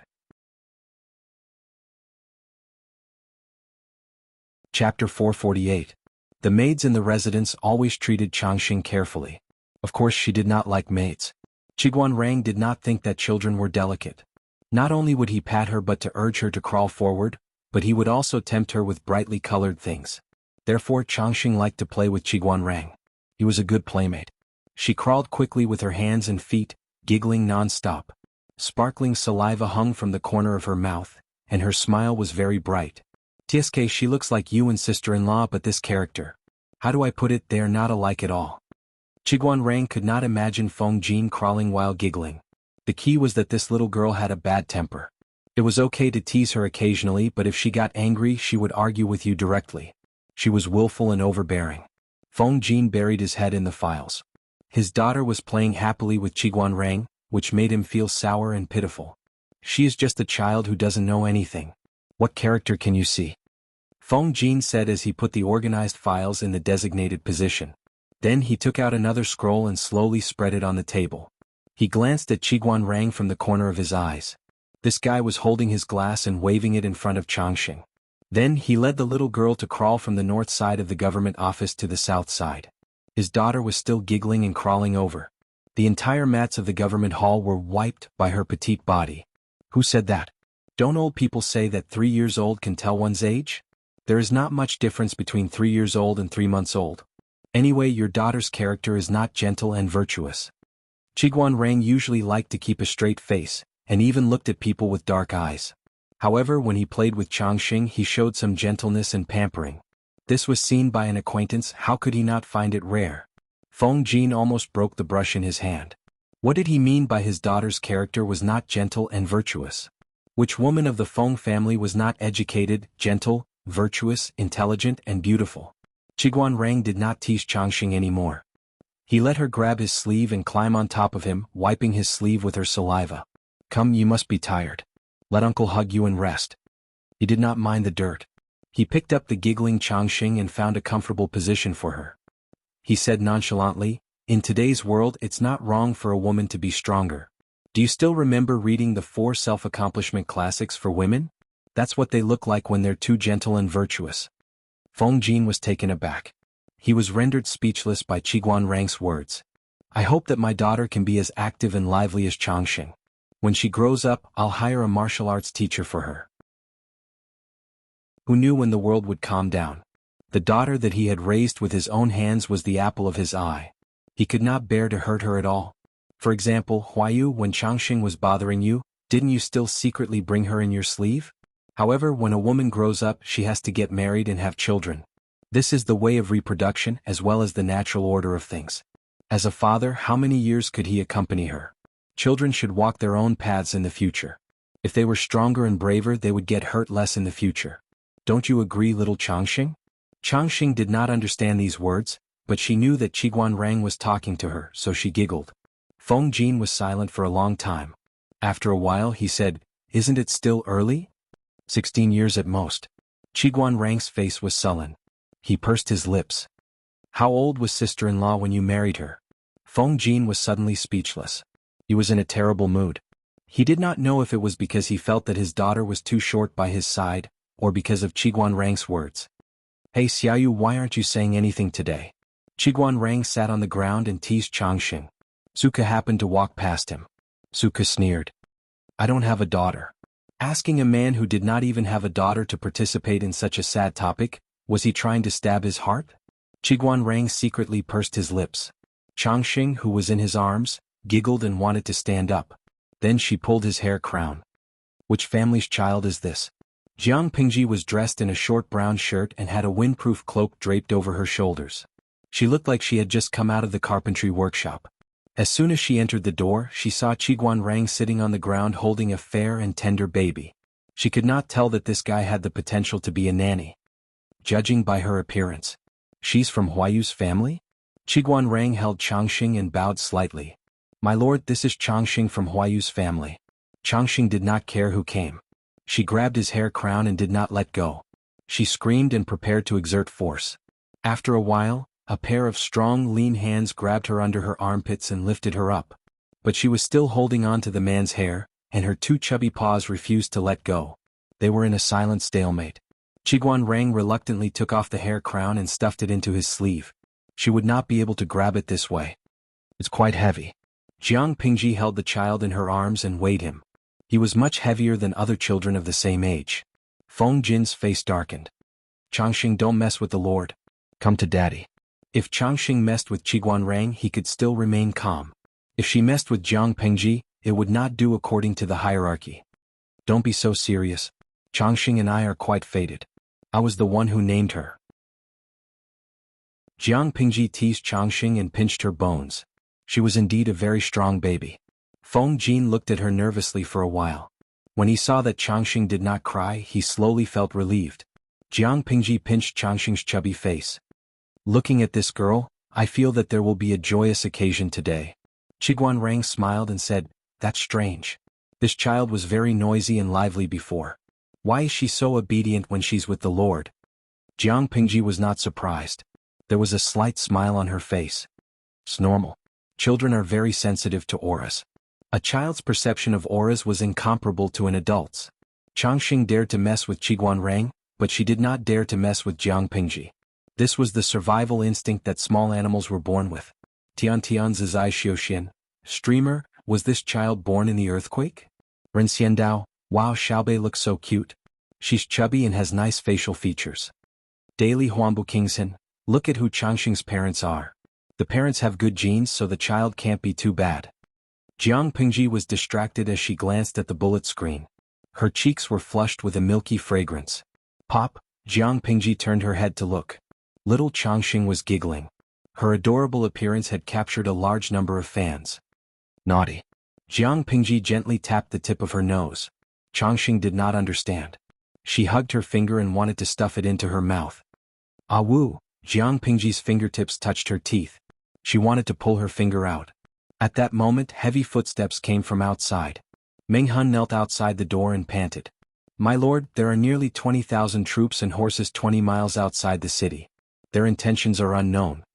The atmosphere at the scene froze. Subconsciously, Feng Jin looked nervously at Jiang Pingji and Changxing in her arms. All the muscles in his body were ready to move, as if he wanted to catch something. Jiang Pingji frowned.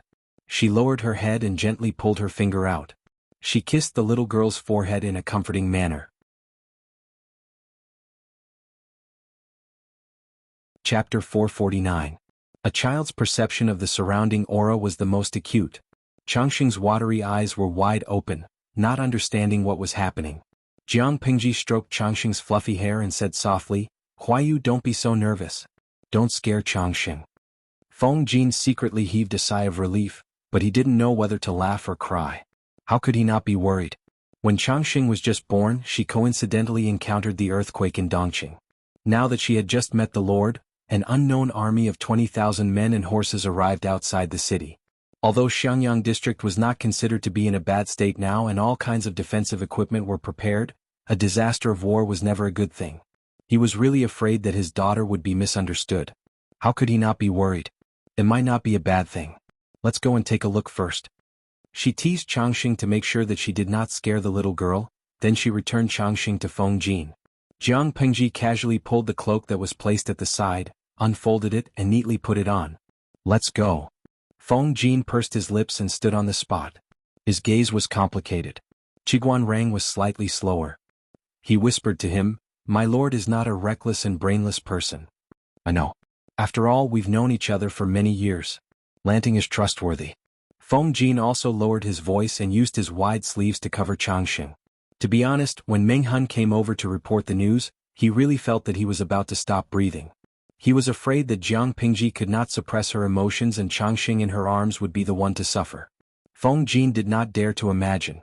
Fortunately, she was better than he imagined. She was more restrained, more courageous, and more broad-minded. At that moment, Feng Jin almost had the urge to cry. He kissed the innocent Changxing and felt a sense of relief after escaping a disaster. Being kissed by her own father, Changxing giggled. She kicked her feet, stretched her neck, and kissed his cheek. Qiguan Rang and Feng Jin left the government office one after another. Jiang Pingji's figure was already nowhere to be seen. Time was tight. She had already galloped out of the city on her horse. The siren sounded in Xiangyang district. The people packed up their stalls and hid in their houses. The streets were already empty. Feng Jin and Qiguan Rang took a while to climb the city gate. Jiang Pingji stood behind the wall with a solemn expression. Suku was not much earlier than them and was panting. Who are those people? Could it be the Tsingyi army again? Suku panted, his face sweating profusely. The messenger half knelt on the ground and said respectfully, according to the scouts at the front, the enemy has about 2,000 cavalry archers and 5,000 elite infantrymen. Moreover, the enemy is fully armored and well equipped. As for the others, because they were too far away, we still don't know the specific situation. Jiang Pingji placed one hand on her waist and the other on her eyebrows. She stared at him for a long time without making a sound. Suku asked, Master, should we send someone to investigate again? Jiang Pingji clicked her tongue softly. She turned her head and realized that the three strategists had arrived, as well as a burden. Feng Jin was worried about leaving the child in the government office. He covered Changxing with 2 wide sleeves to prevent her from being exposed to the wind. It wasn't just the 3 of them. The viewers in the live broadcast room were also on high alert. They felt like they were going to fight again today. Jintian Kangwujing, how long has it been peaceful? Those bastards from the Tsingyi army are looking for trouble again? I must wipe out the debt. Oh my God, I'm a little afraid of blood. People die in war. Should I quit the live broadcast room first? Xianggu Lei Ming, I had nightmares for a few days when I watched the streamer attack Xiangyang district and kill General Jiao of the Tsingyi army. Don't bully her. A war is about to break out. Children, retreat quickly. Jiang Pingji looked at them and raised her eyebrows. What were they talking about? Why are all of you here?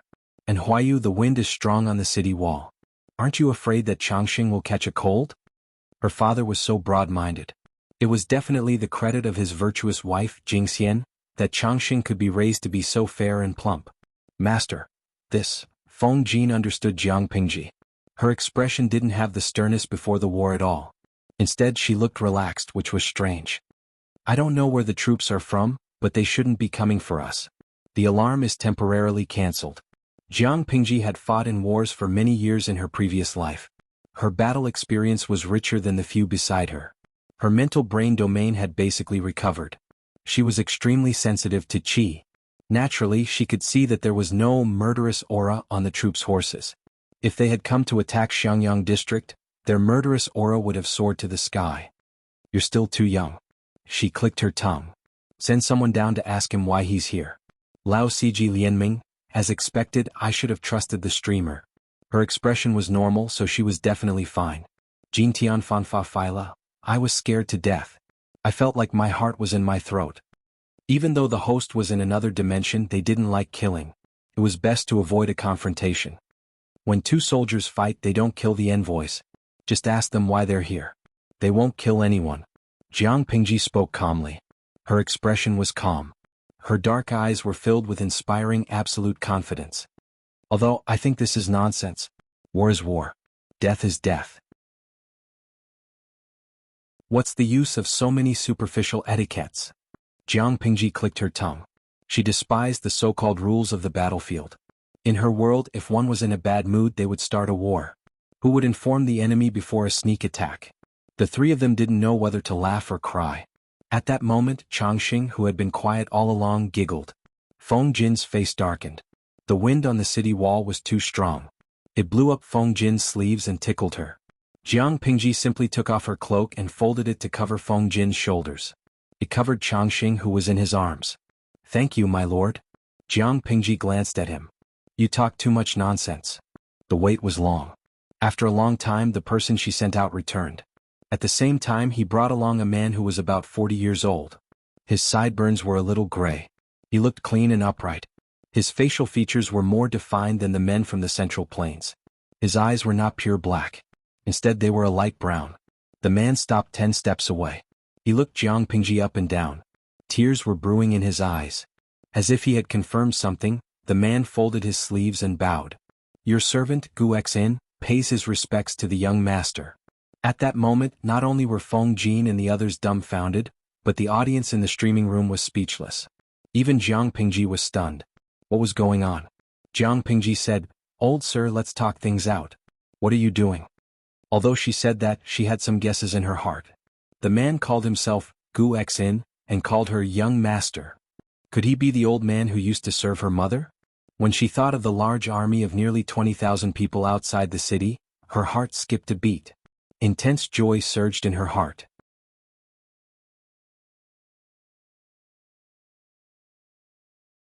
Chapter 450. Young master, you're flattering me. The person in front of him was the shopkeeper of the treasure house in the northern borderline. He had long been freed from his slave status, but in front of Gu Min's only descendant, he still addressed himself as an old servant. This was his respect for Jiang Pingji and his nostalgia for Gu Min. It's been more than 10 years. Young master is already so grown up. If the old master knew how happy she would be. Others valued boys more than girls, but the old master prayed everywhere when she was pregnant, hoping that God would bestow her a daughter. Gu Xin had collected many female guanyin for Gu Min. He had a deep understanding of Gu Min's obsession. Now that he saw that Gu Min's daughter had grown up to be a dashing beauty, he had no regrets in this life. Now wait a minute. What was dashing beauty? Gu Xin looked at Jiang Pingji with a conflicted expression and did not speak for a long time. Jiang Pingji gazed at the troops outside the city. Are you really my old servant? Gu Xin understood and said, Young master, don't misunderstand. Those are the people I borrowed from Magistrate Liu. It's not easy to do business in times of peace, let alone in this chaotic world. In order to deliver your things safely, I borrowed some troops from Master Liu. I didn't expect to cause misunderstandings. Jiang Pingji could not help but smile slightly and said, Thank you. How should I address you? Not to mention Gu Xin's age and qualifications, just by looking at his clothes and bearing, he was not an ordinary person. Jiang Pingji would not really treat him as a servant just because he called himself an old servant. In terms of age, Jiang Pingji's age in her previous life plus her age in this life could be considered Gu Xin's age after rounding it up. Gu Xin thought for a while and said in a slightly hoarse voice, If you don't mind, you can call me Uncle Gu. Uncle Gu. Jiang Pingji readily agreed. Gu Xin seemed to be recalling something. His eyes were filled with red veins, but he happily responded, Sigh. The three of them and the audience in the streaming room were still in a state of confusion. They did not understand how the situation suddenly took such a big turn. It was not until the two finished talking that they understood one by one and felt relieved. It would be best if there was no need to fight. This Gu Xin seemed to be acquainted with the Lord, Streamer, so he might even bring something good with him. Jiang Pingji guessed what Gu Xin had sent over. She smiled as she took Changxing from Feng Jin's arms and kissed the little girl's forehead. Lucky star. Changxing's eyes widened in confusion. She cried out and struggled to return the kiss. Little did she know that this action of hers had caused a huge misunderstanding to Gu Xin. He looked at Changxing, who was giggling, and Jiang Pingji in shock. Then he glared at Feng Jin. Take her away. It's easy to catch a cold on the city wall due to the strong wind. It's not easy to treat a sick child. Changxing was returned to Feng Jin along with the cloak that she used to shelter her from the wind. The little girl looked aggrieved. The police report in Xiangyang district had been lifted. Not only did the person who came not cause trouble for her, but he also gave her money, food, and horses. Gu Xin was a serious and rigorous person. He temporarily put aside his inner conflict and slightly lagged behind. He followed Jiang Pingji down the city wall. As he walked, he reported the items that he had brought over clearly. He even clearly stated the number of items that he had used during the journey. He even made a list. He did things openly, allowing others to see his sincerity at a glance. Hearing the arrangements for the sheepskin and horses, Feng Jin and the rest looked at him with admiration. They were not lacking in food now. The items that Gu Xin had sent had really solved their urgent need. Due to the people who had migrated from Shangjing and Fengyi, plus the thousands of members of the Tsingyi army who had been captured, the people in Xiangyang district had more people than before the earthquake. Winter in the north of Dongqing had always been very cold. There was not enough clothing in the city to keep out the cold. Suku was still worried about how to get through the winter. He did not expect Gu Xian to send sheepskin over. He had sent over 10,000 sheepskin that had already been tanned. If these sheepskins were to be purchased in Dongqing, the price would not be cheap. It was estimated that they would not be able to purchase so many sheepskins. Not only that, the wool of the sheep reared in Dongqing was short and sparse. The wool that Gu Xian had sent was long and dense. A sheepskin was very heavy to hold in one's hand. However, how could such sheepskin be made into clothing to keep out the cold? Jiang Pingji frowned as she thought of a solution. The audience in the streaming room was also racking their brains. Ha ha ha. Why don't we just cut the wool to a suitable length? Gaofi finally arrives. It's not a problem to cut it, but look at how thick the wool is. It feels like the owner of the sheepskin has never had his wool trimmed since he was born until he was slaughtered. What about the wool that was cut to a suitable length? It's not good to waste it. Yiyoqianla, let's recycle the wool that was cut. Wash it and stuff it into the lining of the clothes as cotton. Everyone could not help but think of the method of using down jackets. It seemed like it was not impossible. Jiang Pingji felt that there was another use for it. She used to visit the largest history museum in the Federation.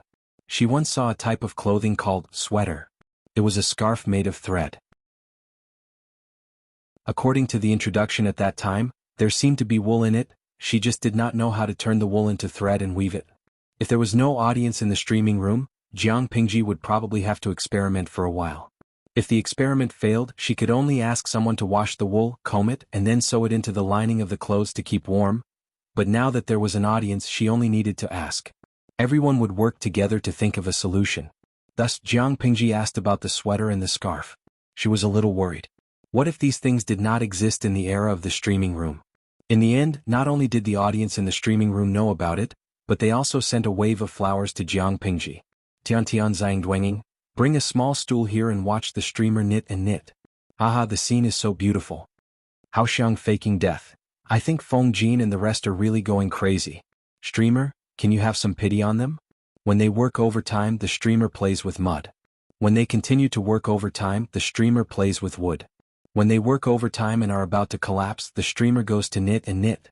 I feel that if there were forums in this era, they might secretly post a thread to complain about the streamer.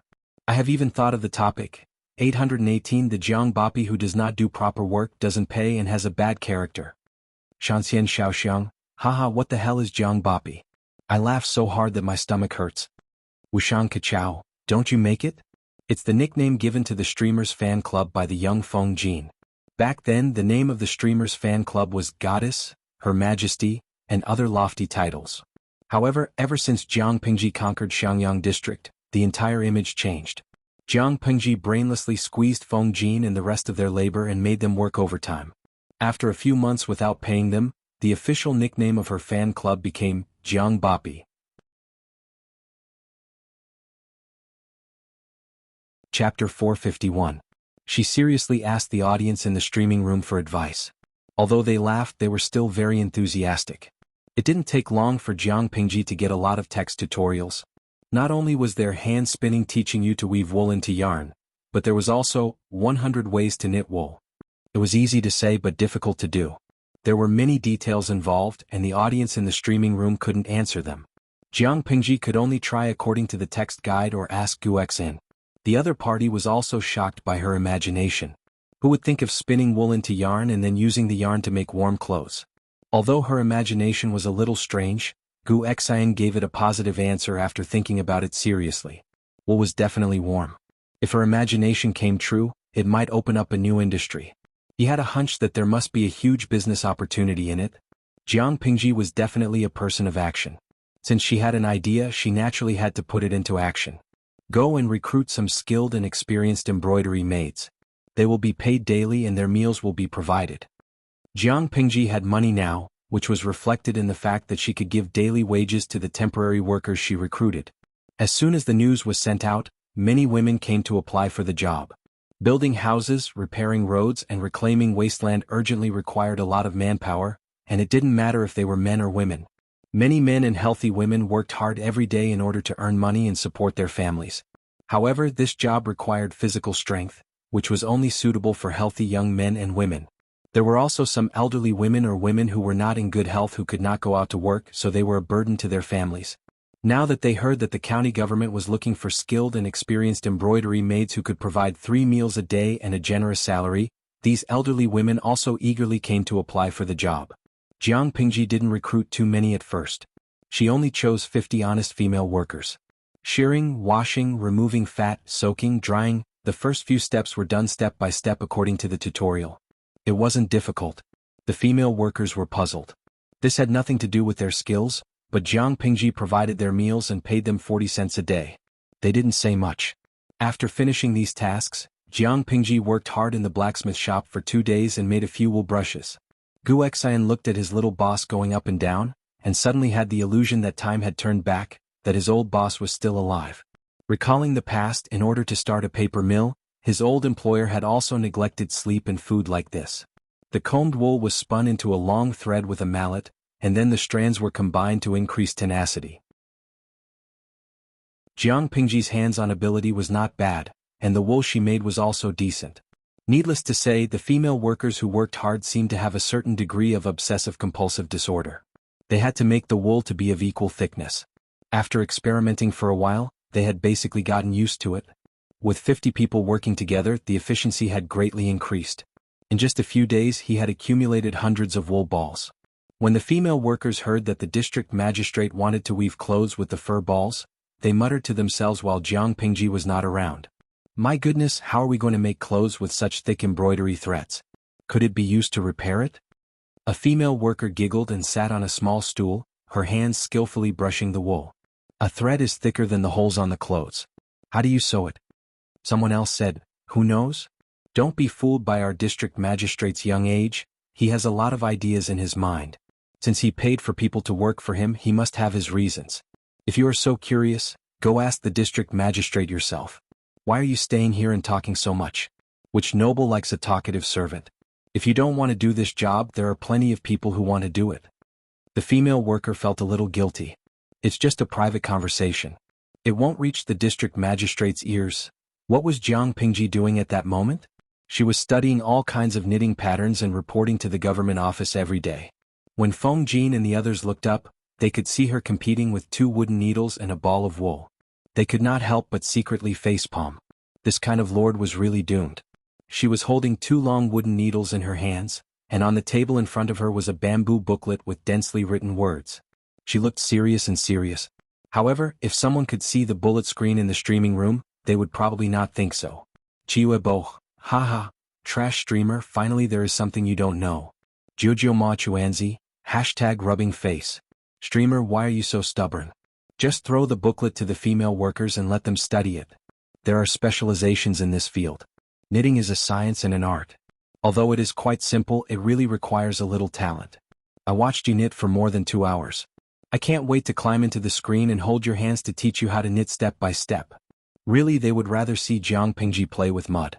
Chen Chao Durian Piao, haha, the person above, don't be so honest. I want to see the streamer knit the sweater. The audience in the streaming room laughed mercilessly. Jiang Pingji frowned and threw the wooden needles on the table with 2 clangs. Qiguan Rang secretly curled his lips and quietly looked away to avoid being caught by Jiang Pingji. Because Gu Xian had sent a large amount of grain, horses, and sheepskin, these things had to be accounted for and stored in the warehouse one by one. Qiguan Rang and the others were busy with this, reliving the pain of working overtime to death. However, their lord did not take pity on her subordinates. She held 2 wooden needles and a ball of wool in her hands and did not know what she was doing.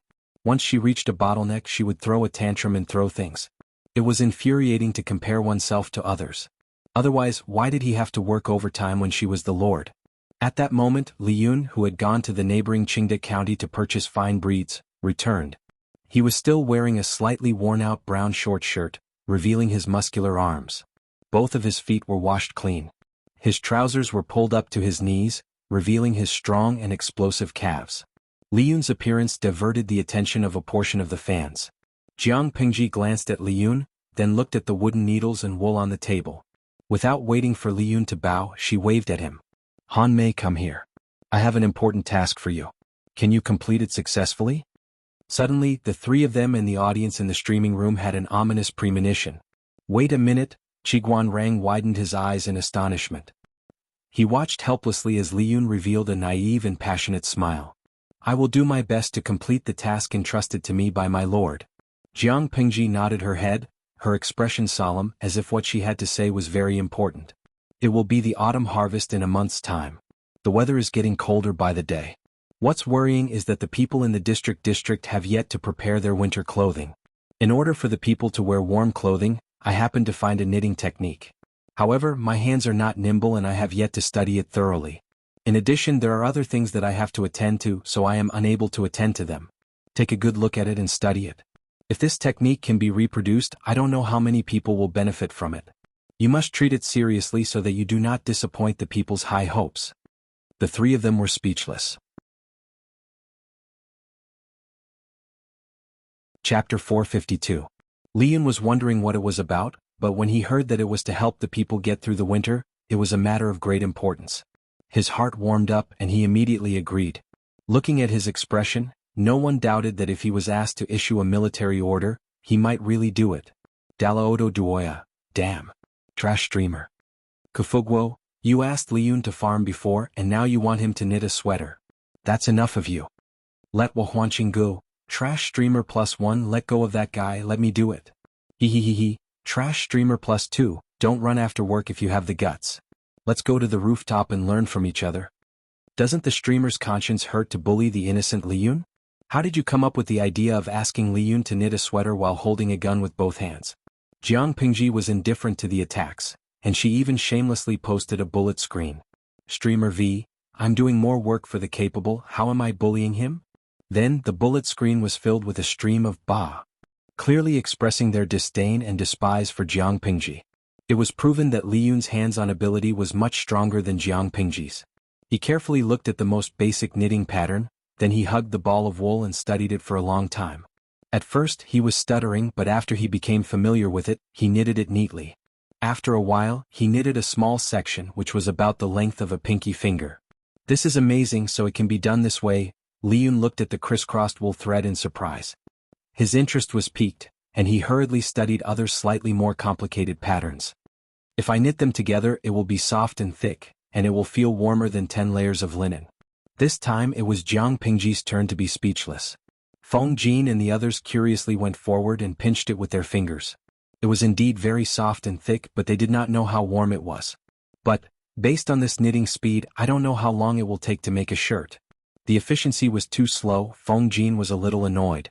Jiang Pingji rolled her eyes and took out a simple drawing of a piece of bamboo paper. He spread it out in front of everyone and said in a deep voice, "Do you really think you're going to use wool to weave a set of clothes that you're wearing? Not to mention anything else, just the 2 sleeves were extremely heavy. How was he supposed to wear them? I just knit a close-fitting piece of clothing like this." She did not choose the modern sweater design given by the audience in the live broadcast room. Instead, she chose a design that was more acceptable to Feng Jin and the others. However, the wide sleeves became narrow sleeves, and the lapels were slightly modified. The trousers were more tan. On the whole, it didn't exceed the range of people's acceptance. It was just that the material was replaced with wool. My lord is truly deft and deft. Li Yun did not conceal his compliments. He thought that all lords should do nothing, be high and mighty all day long, and be above the common people. After getting to know Jiang Pingji, he felt that this kind of lord was not bad. She was amiable and approachable, worried about the people and thought about them every day. This was probably the wise ruler that her master often talked about. Where else could he find such a good lord? I think so too. Do your best. Jiang Pingji patted Li Yun's shoulder, and he agreed heroically. In less than 2 days, Li Yun knitted a set of clothes for Feng Jin's Changxing. Feng Jin was speechless. Li Yun's skill at knitting sweaters was similar to his skill at farming. He improved rapidly. In just a day or two he had knitted a few simple patterns for Changxing. The young lady was delighted after she wore it. She crawled all over the place happily. However, the clothes were too warm. She couldn't stand it and wanted to take them off. It's indeed very warm. Feng Jin felt the temperature inside the clothes. Quickly put some clothes on Changxing. Don't let her catch a cold. Li Yun said with some disappointment, "It's a pity that the speed of making clothes isn't fast." Feng Jin shook his head and denied it. "You're wrong. This speed is already quite shocking. Anmei, do you know how clothes are made?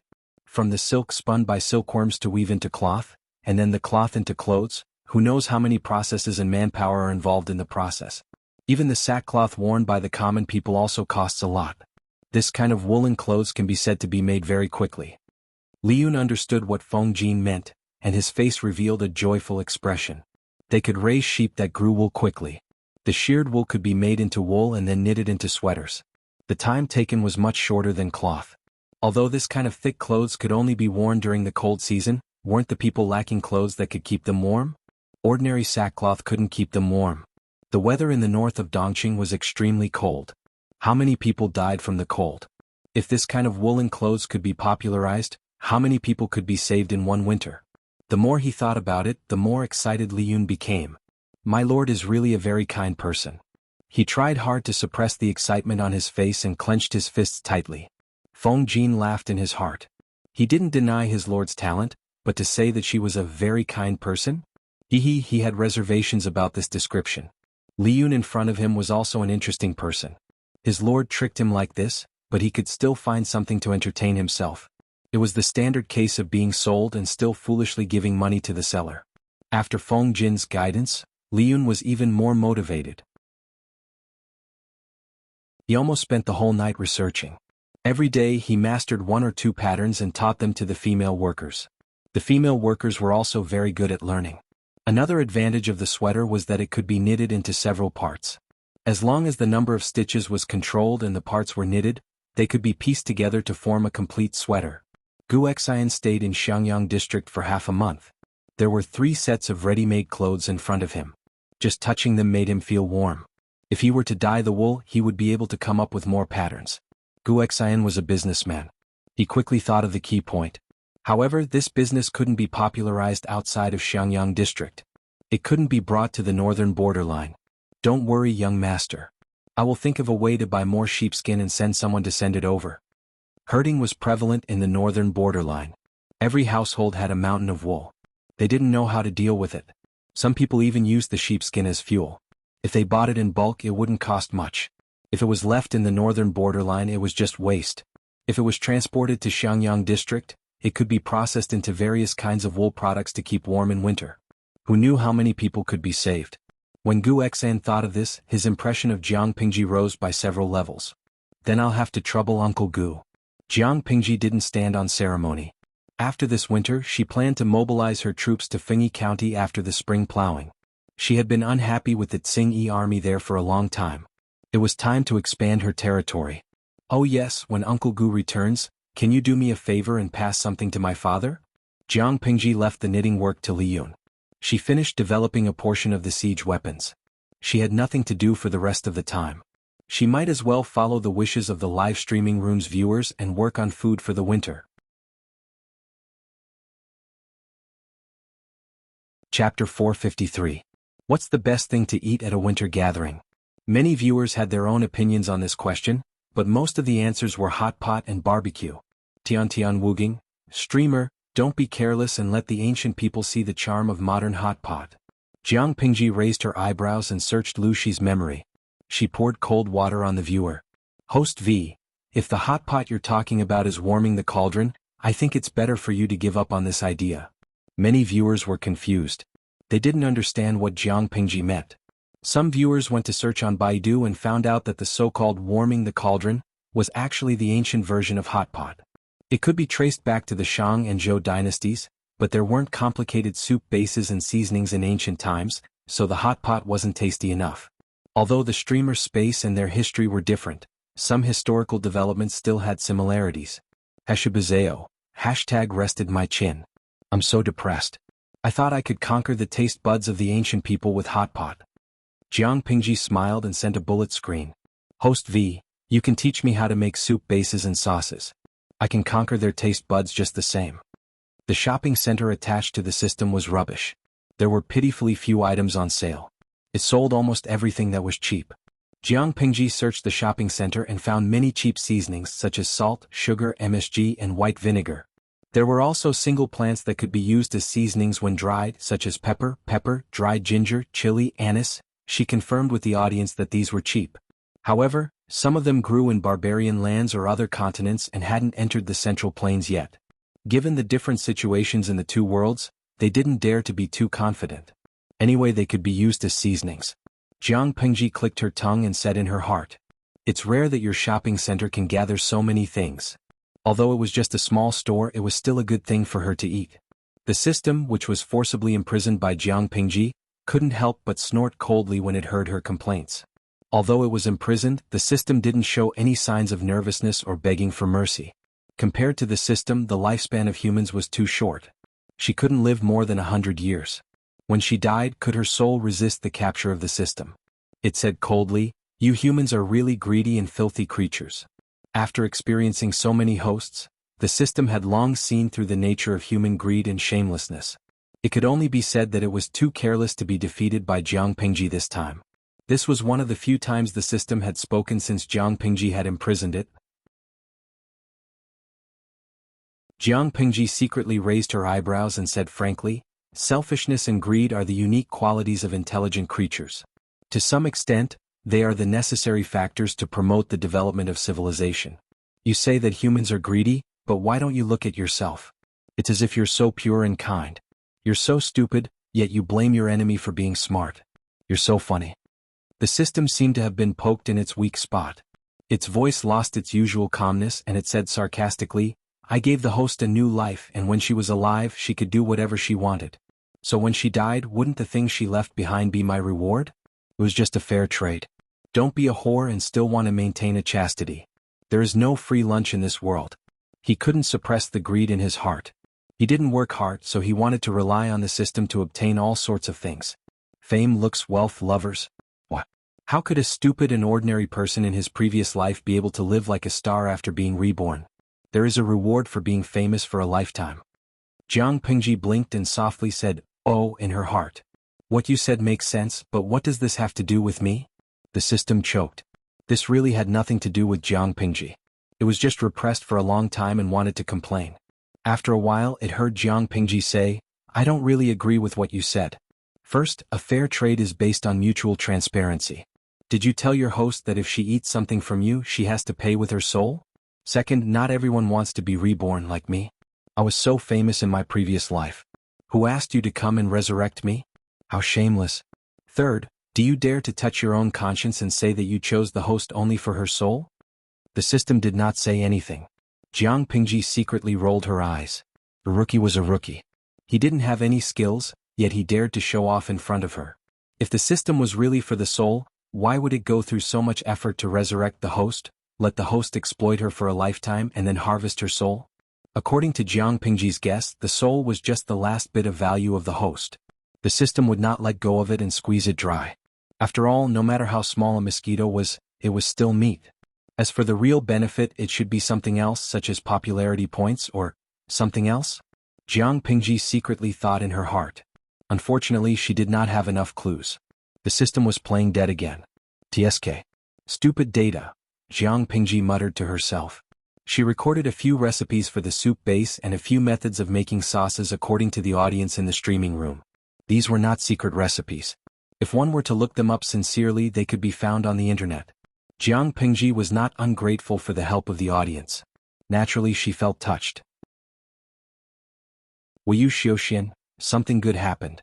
I feel that the streamer suddenly laughed while copying. So weird.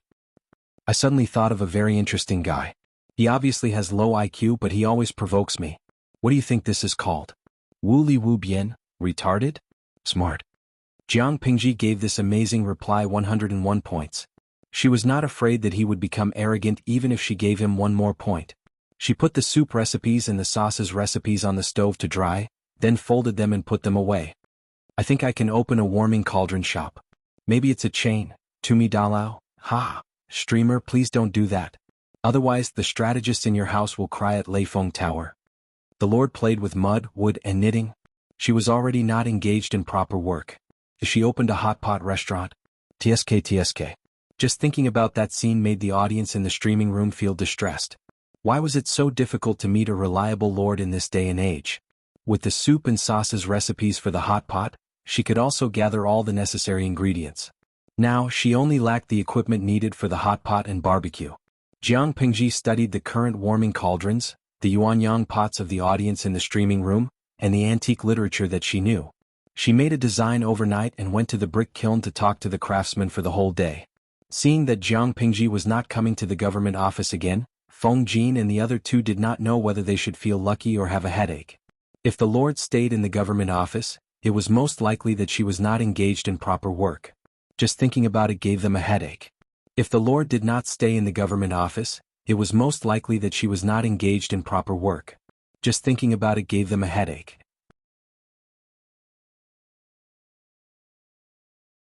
Chapter 454.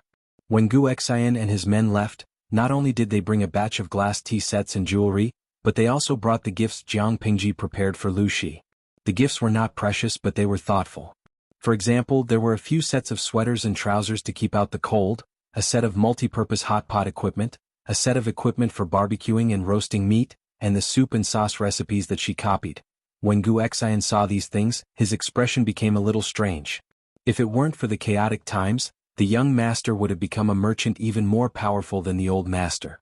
Not only would he have become the richest man in Dongqing, he could have even become the richest man in the 5 countries, and his business would have spread throughout the 9 prefectures and 4 seas. Unfortunately, the current world did not allow it. Thinking of this, Gu Xian felt a little more pity for Jiang Pingji. Before he left, he asked a question that he really wanted to ask. That Feng Langjun, is he a guest of the young master? Jiang Pingji looked at Gu Xian's mysterious expression, and she almost choked on her saliva. No, Huayu and I are just friends, best friends. We don't have that kind of relationship. Jiang Pingji answered decisively to prevent Gu Xian from thinking too much. Then that young girl was not the young master's child? Gu Xian asked. She said resolutely, no, it has nothing to do with me. Gu Xian did not know if he was regretful or relieved, but he left Xiangyang district with complicated feelings. Because of the supplies Gu Xian brought, the construction of the entire Xiangyang district took a big step forward. The whole city could see the prosperity of the future. It was rare for Jiang Pingji to restrain her idleness and obediently handle affairs in the government office. Recently, the busiest thing was the distribution of improved seeds and the lease of land for the next year. Fortunately, Qiguan Rang had already registered all the household registration, so the task was not very heavy. He would be free after working overtime for a while. The weather is getting colder. Seeing the leaves in the courtyard dyed with a faint yellow, he sighed slightly. It's like this every year, but this year is considered good. At least we are well prepared. Qiguan Rang was used to seeing all kinds of tragedies since he was young. The current Xiangyang district was no different from heaven on earth to him. It was peaceful and quiet, full of vitality. This was something he rarely saw in his life, and he hoped that such a scene could be spread throughout the whole of China. I'm not worried about that. I'm worried about something else. When winter comes, I'm afraid the people won't be able to work under the heavy snow. Many people in Xiangyang district rely on manual labor to obtain food. If there's no work in winter. Feng Jin paused at this point. We can't possibly ask the district headquarters to open the warehouse and release food, right? Those are the military rations for next year's spring plowing. We can't touch them at will. Feng Jin and the others knew that Jiang Pingji wanted to attack the Tsingyi army in Fengyi County. The number of recruited soldiers, including the original imperial guards and troops, had reached 8,000. As Xiangyang district had to seize the time to construct, from summer to late autumn, they had been helping out everywhere. They were so busy that they almost had no time to rest. After winter, the army's training would be really strict. Feng Jin felt a little annoyed. Which army didn't train in good weather? His lord just had to put the most important training in winter. But rationally he could understand Jiang Pingji. Steel tempered the will, while ice and snow forged the military soul. Only a harsh environment could stimulate a person's potential to the fullest. Regarding this problem, Qiguan Rang had discussed it with Jiang Pingji in private. She gave him a solution that made him speechless. Qiguan Rang said, "My lord talked to Rang about this a few days ago." She said, "It's cold in winter. Stay at home and knit sweaters." His expression was stiff. He imitated Jiang Pingji's indifferent tone very well. Feng Jin was speechless. There was nothing wrong with this. Before the beginning of autumn, all the houses in the residential area had been completed. From mid-September, the people moved into the new houses in batches. The area of the houses was about 50 square meters. 1 room for 1 household. Every 10 households counted as a courtyard. Of course, these houses were rented to the people. 150 copper coins a month. Even the poorest families could afford it. At the beginning of October, the district headquarters began to recruit female workers in large quantities. They set up a knitting workshop. The number of female workers expanded to 150. The knitting workshop's main task was to process wool and spin it into wool balls. In addition, the knitting workshop also allowed women with some skills to learn how to knit sweaters. The district headquarters could give a reward of 25 to 45 copper coins for knitting a specific size sweater and wool pants. If the sweater had patterns and was exquisitely knitted, there would be a reward ranging from 5 to 10 copper coins. Of course, if men also wanted to do this work, the district headquarters would be more than happy to accept. As for the wool balls and knitting needles needed to knit sweaters and wool pants, every household had to register with the knitting workshop with their real address, real name, and the names of their family members. They also had to leave a deposit of 50 copper coins. This news was undoubtedly great news for the commoners. Knitting sweaters was different from other manual labor. They could stay at home. Even on the coldest winter day, they didn't have to worry about not having any work to do. They could save up some money and live more comfortably next year. Women with exquisite craftsmanship could knit 2 sets of sweaters in about 3 days. They had nothing to do all day, so they squatted at home and knitted sweaters. Many men secretly learned from their wives in order to earn more money. The quality of the houses built by the district headquarters was very guaranteed. It was much better than most people's houses with leaky walls. The people had great confidence in the first winter after the earthquake. It was already November. The cold wind that blew brought with it a chill that hurt people's skin. Sweaters and wool pants were officially on the market. They cost 40 copper coins for children and 100 copper coins for adults. The price was not high, but most of the people were watching. Those who were generous enough to buy sweaters and wool pants were mostly those who had knitted before. Not to mention other things, wearing it was really warm. Their whole body felt warm. They were not afraid of the cold wind at all by simply wearing a piece of clothing. In less than half a month, sweaters and wool pants were all the rage in the entire Xiangyang district. More and more sweaters were sold. Su Ku, the housekeeper, looked at the account book and almost cried. Sweaters and wool pants are a losing business. He carefully calculated the accounts. Every time he sold a set, he would lose 30 to 40 copper coins. Xiaoyu, you can't calculate it like this. Feng Jin pulled the circular scarf around his neck and smiled. You should also calculate how much the district headquarters will lose if the people freeze to death. If you calculate it this way, it's actually a big profit. The winter is hard to endure. Even in Shangjing there are people who died from the snow and cold. It was a losing business. What Jiang Pingji wanted was people to survive. After entering the government office, Feng Jin hurriedly closed the door to block the wind from outside. Then he took off the circular scarf around his neck. If it was in the past, he would definitely wear a thick fox cloak over his head, making him look bloated.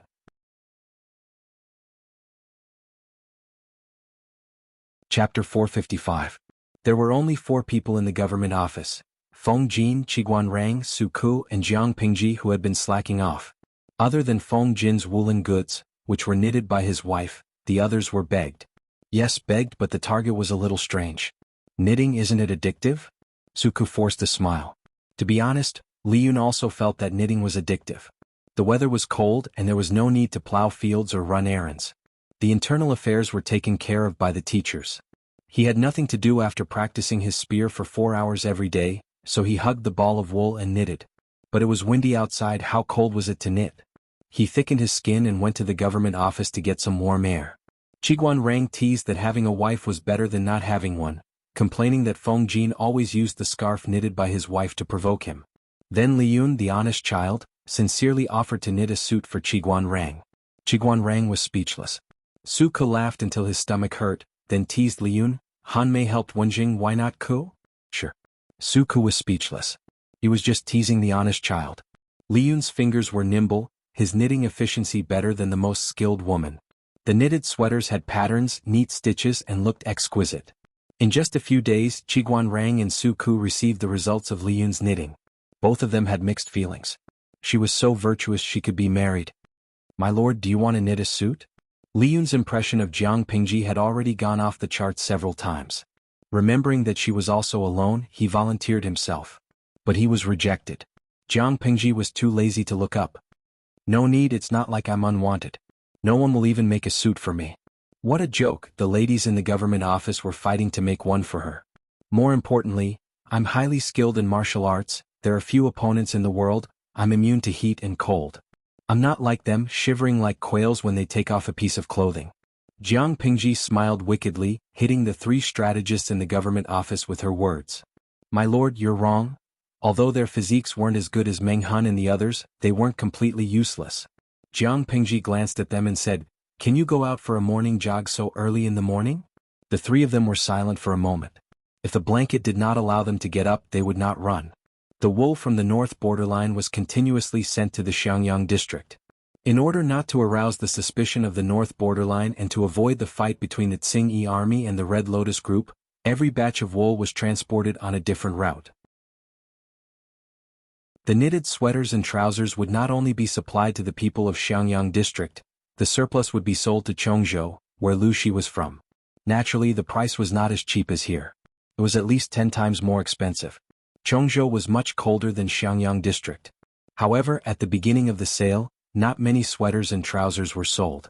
The style was alright, but they had never seen the material before. However, the magistrate of Chongzhou, Lu Shi, was Jiang Pingji's father. His father personally recommended it, and the officials under him also bought a set of clothes. The moment they put it on, it was really warm, soft and comfortable. They were convinced by Lu Prefecture's governor's recommendation. Slowly, the market for the sweaters and trousers opened up, but the quantity was limited.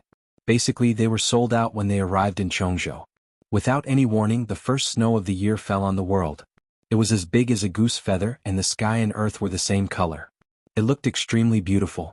Jiang Pingji issued a decree in the district headquarters. Every household would be fined if the snow on their roof or in front of their door was more than an inch higher. Although most of the houses in the district are new houses, if there is too much snow, it will still cause the houses to collapse. In the land under my rule, I do not wish for the tragic scene of Shangjing's snow disaster to happen again. I hope that all the people in the district will be able to get through this winter in peace. Jiang Pingji's decree made many people complain, but the district headquarters had the final say in Xiangyang district. The people could choose not to implement it, but the district headquarters had the right to take back the rented houses and chase their entire family out. Faced with such a forceful implementation plan, the people could only swallow their complaints and obediently sweep the snow.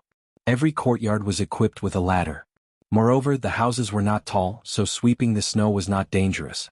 Feng Jin looked at Jiang Pingji, who was becoming more and more beautiful, and said, My lord, the people will understand your painstaking efforts. Jiang Pingji nodded and then said, Don't be reserved, roast whatever you want to eat. In winter, having a hot pot and barbecue for a meal was the most exciting. In winter, the daily routine in the government office was basically having a meal and working overtime.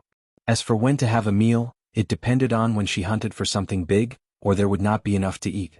Jiang Pingji set up a charcoal grill, a barbecue plate, and a hot pot rack in the government office. The fuel was a pot of charcoal and a few tables were put together. Whoever wanted to eat could roast whatever they wanted to eat. More than 10 kinds of seasonings were placed in different small glass plates to cater to each person's taste. There were no green vegetables in this season.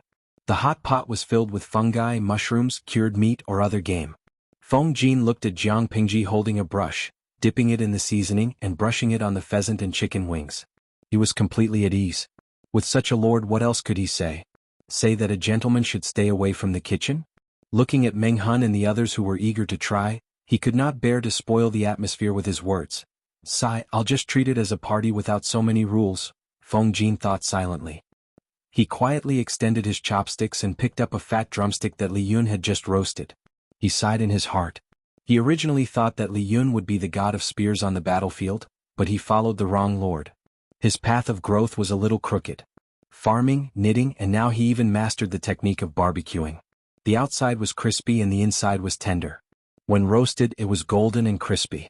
Li Yun was a martial artist with sharp ears and eyes. How could he not know what Feng Jin was doing? But compared to eating, he enjoyed the feeling of barbecuing more. It was a great sense of accomplishment. Because it was a private gathering, and Jiang Pingji suspiciously emphasized that there was no need to be too restrained, Qiguan Rang simply threw aside the rule of not talking when eating and quietly enjoyed the fruits of Meng Hun and the others' labor. When the district town stabilizes next year, Rang will want to bring my wife and daughter over. Suku was a little tempted, but he thought that Takshu, who was by Jiang Pingji's side, had not been dealt with.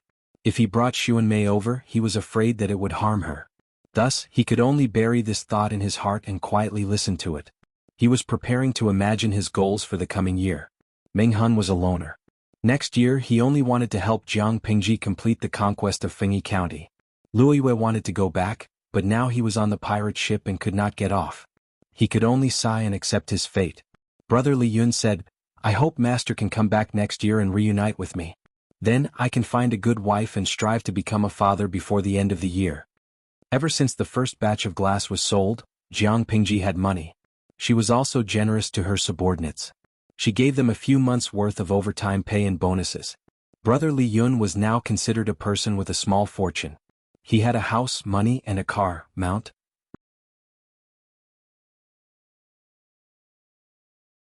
Chapter 456. As long as the girls aren't blind, they would definitely fight over such an outstanding and handsome Langjun like Han Mei. Qiguan Rang laughed and teased. Every time Han Mei comes to the government office, the girls all stretch their necks to peek at him. It can be seen that he has a face that is pleasing to the eye. If Han Mei didn't know how to knit sweaters, the girls would have shyly asked him if he needed help knitting one for him. Tsk.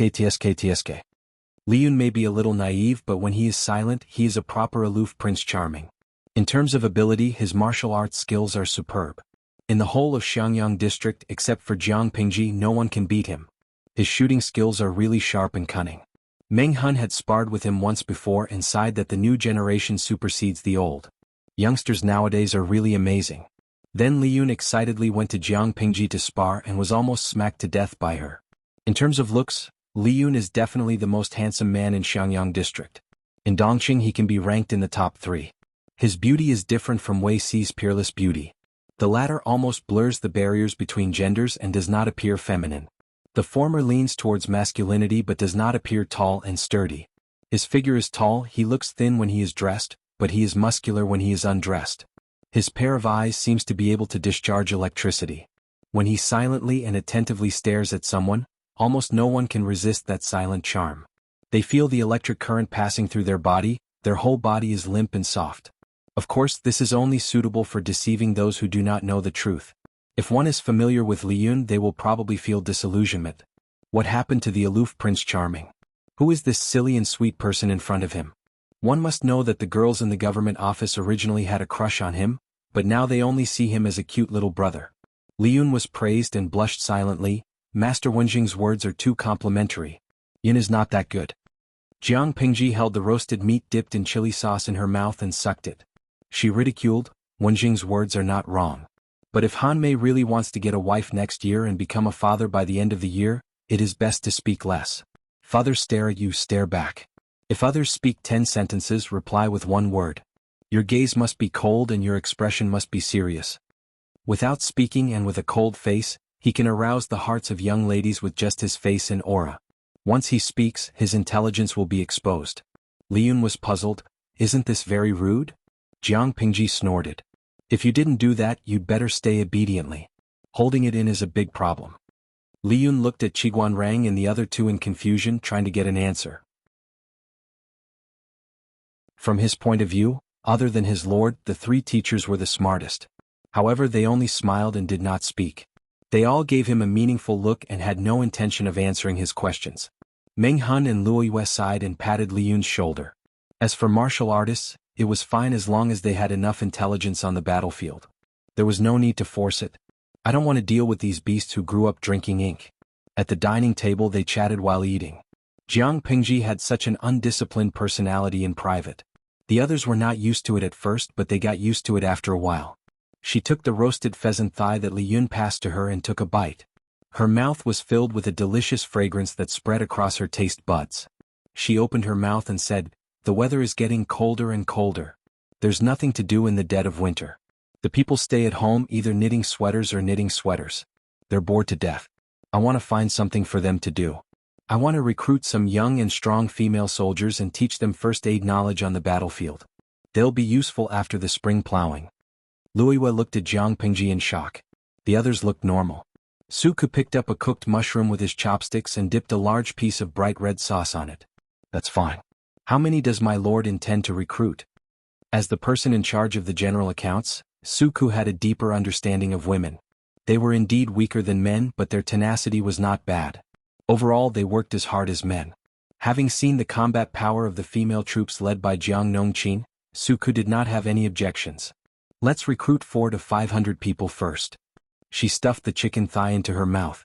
With a few chomps she spat out a complete bone. There was not even a bit of meat left on it. It could be seen how cleanly she had chewed it. Nongqin will lead 607 female troops. The rest will be 1,303 strong adult troops. After the new year, I'll ask them to meet up in Xiangyang district. All the female troops will be managed by Nongqin.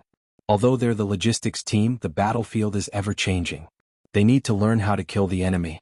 It did not mean that the logistics team was really safe. There were many cases of sneak attacks on the enemy's logistics team in history. Jiang Pingji did not use the female troops as battlefield nurses. She hoped that they would really go on the battlefield to kill the enemy. However, the number of female troops was too small and their strength was weak. They still needed time to grow.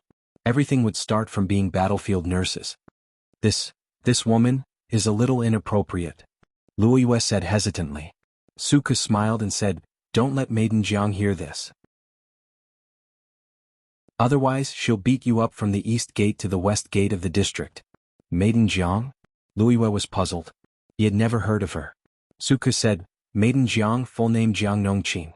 She's a maid in the Lord's residence. When the Lord formed the troops, Maiden Jiang has been around. She's under Coach Meng.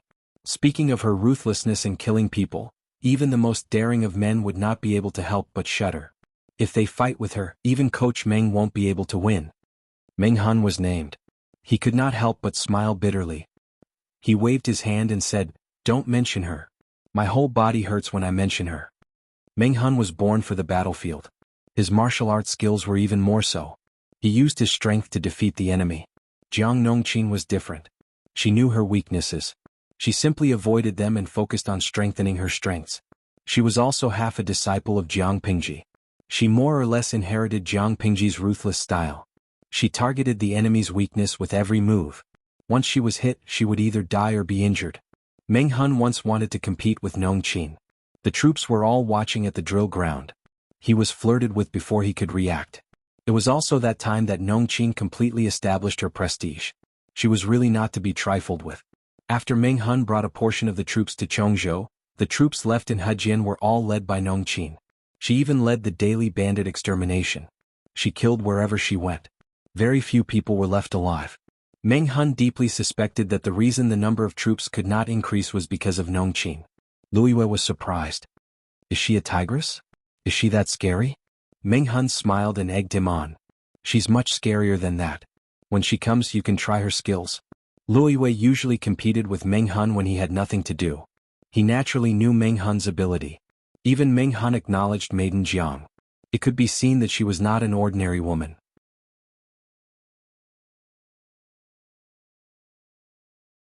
Chapter 457. The first snowfall of early winter lasted for 3 days and 3 nights. Xiangyang district was doing pretty well. Until now, there had been no tragic incidents of people freezing to death in their homes or collapsing houses due to the snow. Wearing a thick sweater and a pair of woolen trousers, he wrapped himself in 2 more layers of thick clothes. After walking for a while, his body slowly warmed up. Which of them did not work since they were young? Their bodies were strong and their ability to withstand the cold was strong. Now that they had the sweaters and trousers to ward off the cold, this winter was simply too blissful. However, even though Jiang Pingji had worked so hard, some inharmonious things still happened from time to time. This is the 4th child this month. The patrolling soldiers heard a baby crying in the alley. They went forward to check and found a tattered swaddling cloth lying in the snow. "It's a girl? These shameless old things." The soldier slightly lifted the swaddling cloth to take a look. It was indeed a girl. He felt some pity in his heart. He opened the collar and stuffed the child inside to keep her warm. The child had been crying in the snow for a long time out of survival instinct. Her little face had already turned blue. The soldier looked around and found that the door of a courtyard was slightly open. A pair of turbid eyes were focused on this corner. "Old bastard." The soldier spat in that direction and raised his hand to grip his gun tightly.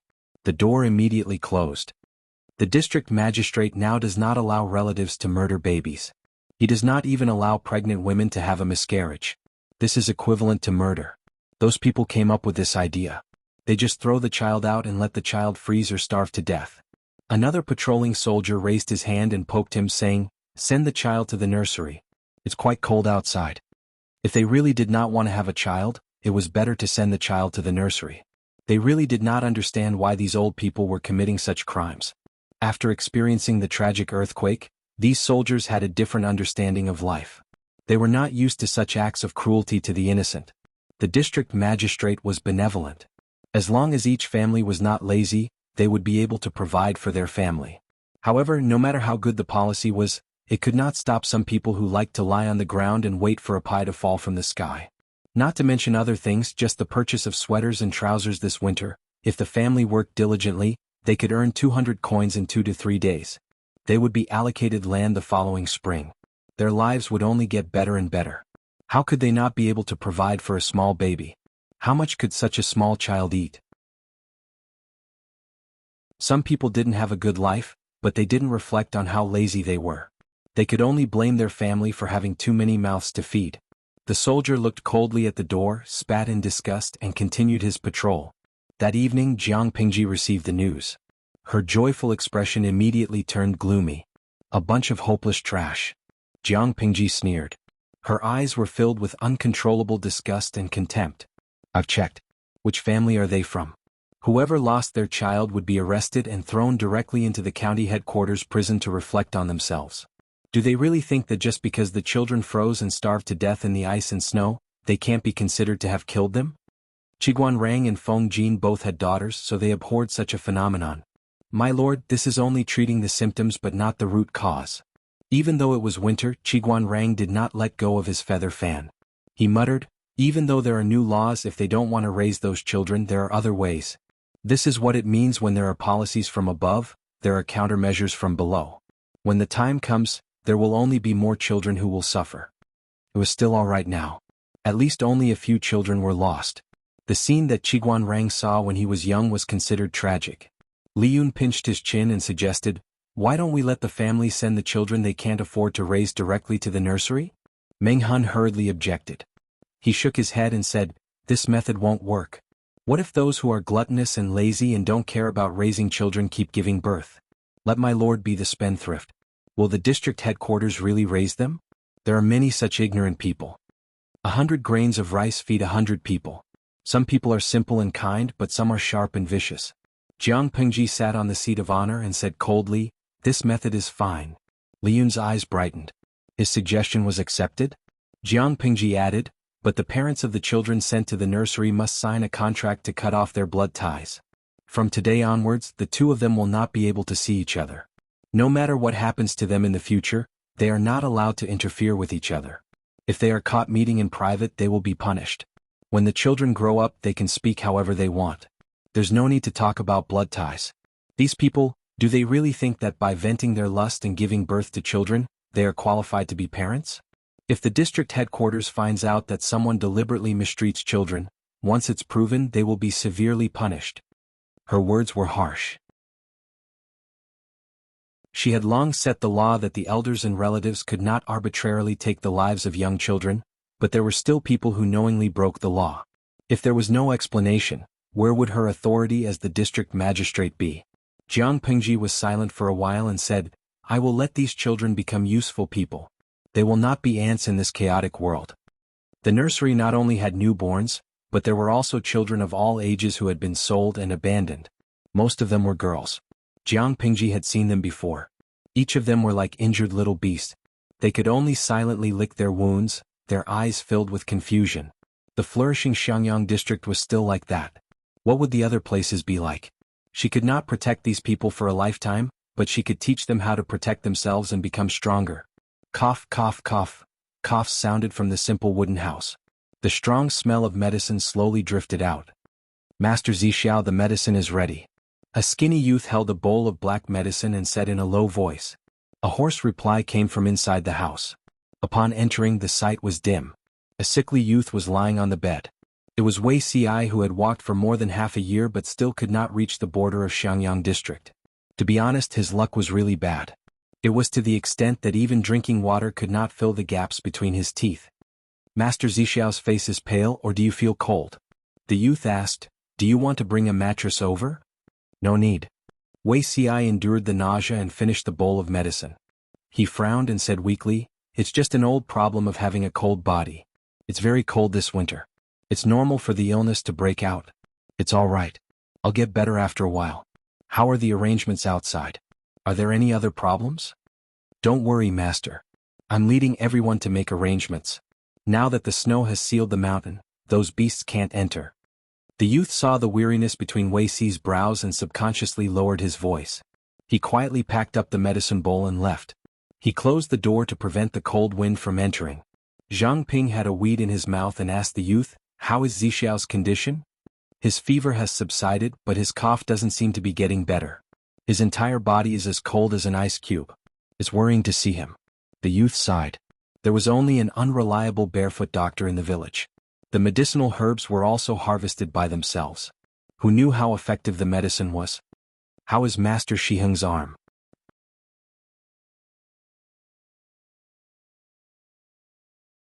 Chapter 458. It wasn't wrong to call Wei Xi a sickly beauty. "You're asking for it, aren't you?" Zhang Ping pushed open the door. The room was dark, and the air was filled with the pungent smell of medicine. There was a faint smell of decay. He sat down beside Wei Xi's bed with a helpless expression. Seeing his friend fall sick every other day, he felt sorry for him but was helpless. "If this continues, I'll really become a medicine pot." Wei Xi drank the medicine and his cold limbs felt a little warm. He said, "Don't worry, I won't die." When he said this, he still looked nonchalant, but there was a hint of melancholy between his brows. Zhang Ping and Wei Xi had known each other for many years. Naturally, he knew the environment he grew up in. He wasn't born afraid of the cold, but it was something he had to endure. He had been regarded as a jinx by the Wei clan since he was young, and his life had been difficult. Now that he had finally grown up, Wei Xi also began to pay attention to his health. However, it wasn't something that could be done overnight. His complexion had improved a little, but he didn't cherish his body and insisted on going north. Zhang Ping didn't know what he was after. If he went north, then so be it. But this person's luck was so bad that even Zhang Ping started to doubt life. First, it was a serious illness. When he finally recovered, the three of them had just neared the border of Wanzhou when they encountered a plague. What was a plague? A demon that people would turn pale at the mention of. Wherever a plague occurred, it meant that the place would become a deserted hell on earth. The corpses would be exposed in the wilderness and no one would collect them. The corpses would become food for birds and beasts, and the perfect breeding ground for maggots. Although Zhang Ping had compassion, he wasn't a fool. If he stayed here, he would be courting death.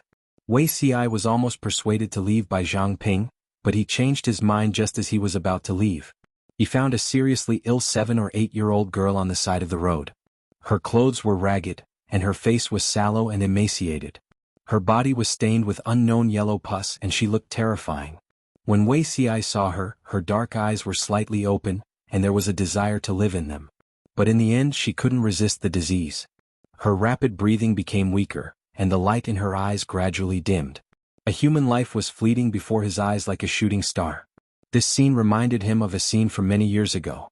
However, when he flipped through those memories, that heart-wrenching pain still lingered at the tip of his heart, causing him to feel a dull pain. This child has already stopped breathing, and his body still carries the smell of illness. It's better for a sickly person like you to stay away from him. Zhang Ping felt that he was becoming more and more like Wei Xi's nanny. Every day he had to put in so much effort to persuade him that his mouth was parched. Wei Xi did not pay attention to Zhang Ping's words. A look of struggle and pain appeared on his face, but he finally calmed down. "I can cure this disease. Stay." Wei Xi's words were shocking. Zhang Ping was astonished and almost lost his voice. "No, Wei Zixiao, with your little medical skills, you think you can cure the disease? Zixiao, this is an epidemic. It's not like other high heat and cold diseases. If you're not careful, you'll die. If you want to stay and save him, be careful that you don't get to save half his life. You might lose your life first."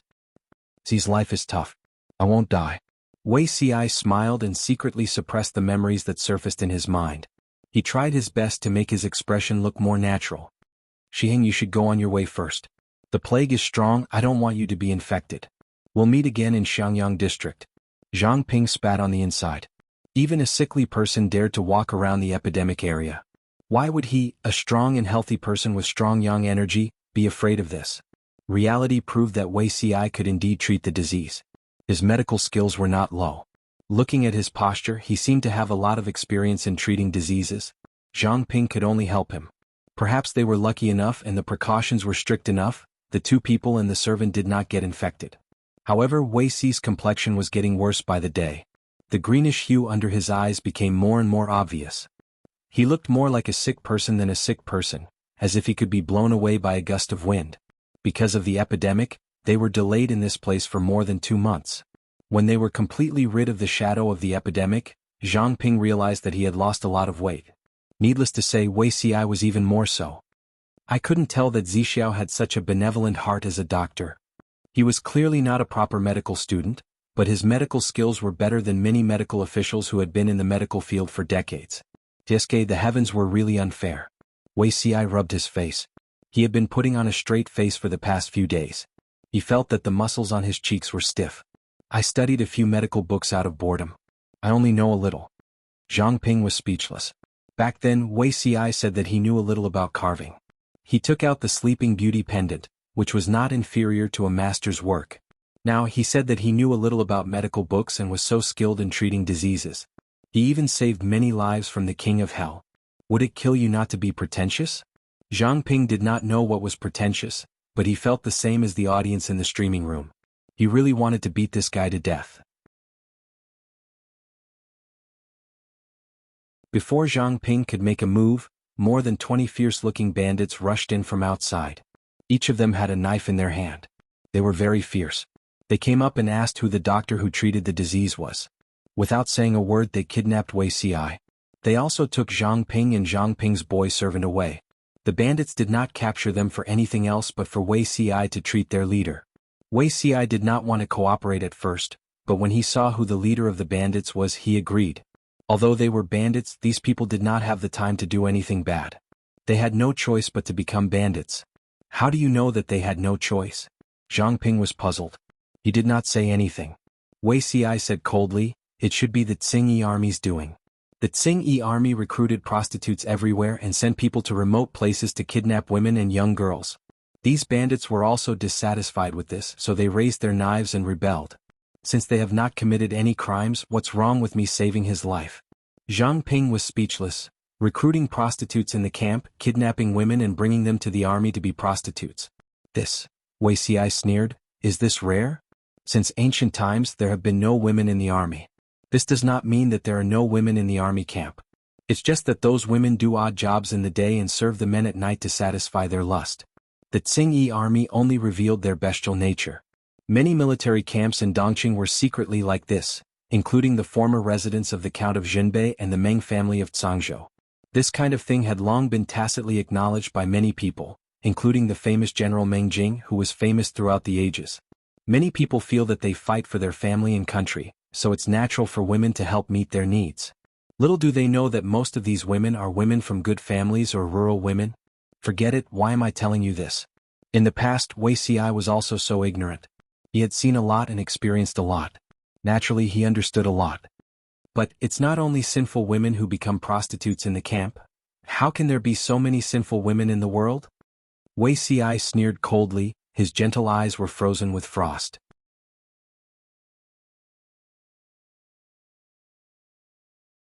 Chapter 459.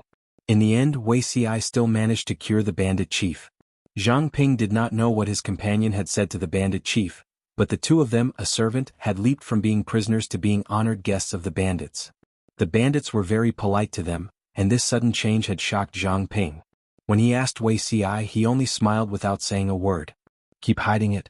One day I'll make you spit it out on your own. Zhang Ping was annoyed. He was already very curious, but his companion was still keeping him in suspense. It was really annoying. After a while, these bandits actually succeeded in ambushing a small group of Tsingyi army. There were only 83 bandits in total, but they managed to save many innocent women from the hands of Tsingyi army, who were 5 times their number. Not only that, these bandits were very particular about tactics. Every time they would harass them once and then leave, appearing and disappearing unpredictably.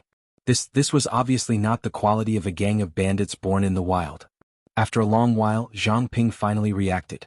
Wei Xi was actually teaching these bandits how to maximize the advantage of the mountains. Wait, Zixiao, what are you doing? Zhang Ping poked Wei Xi. He could not understand his companion's thoughts.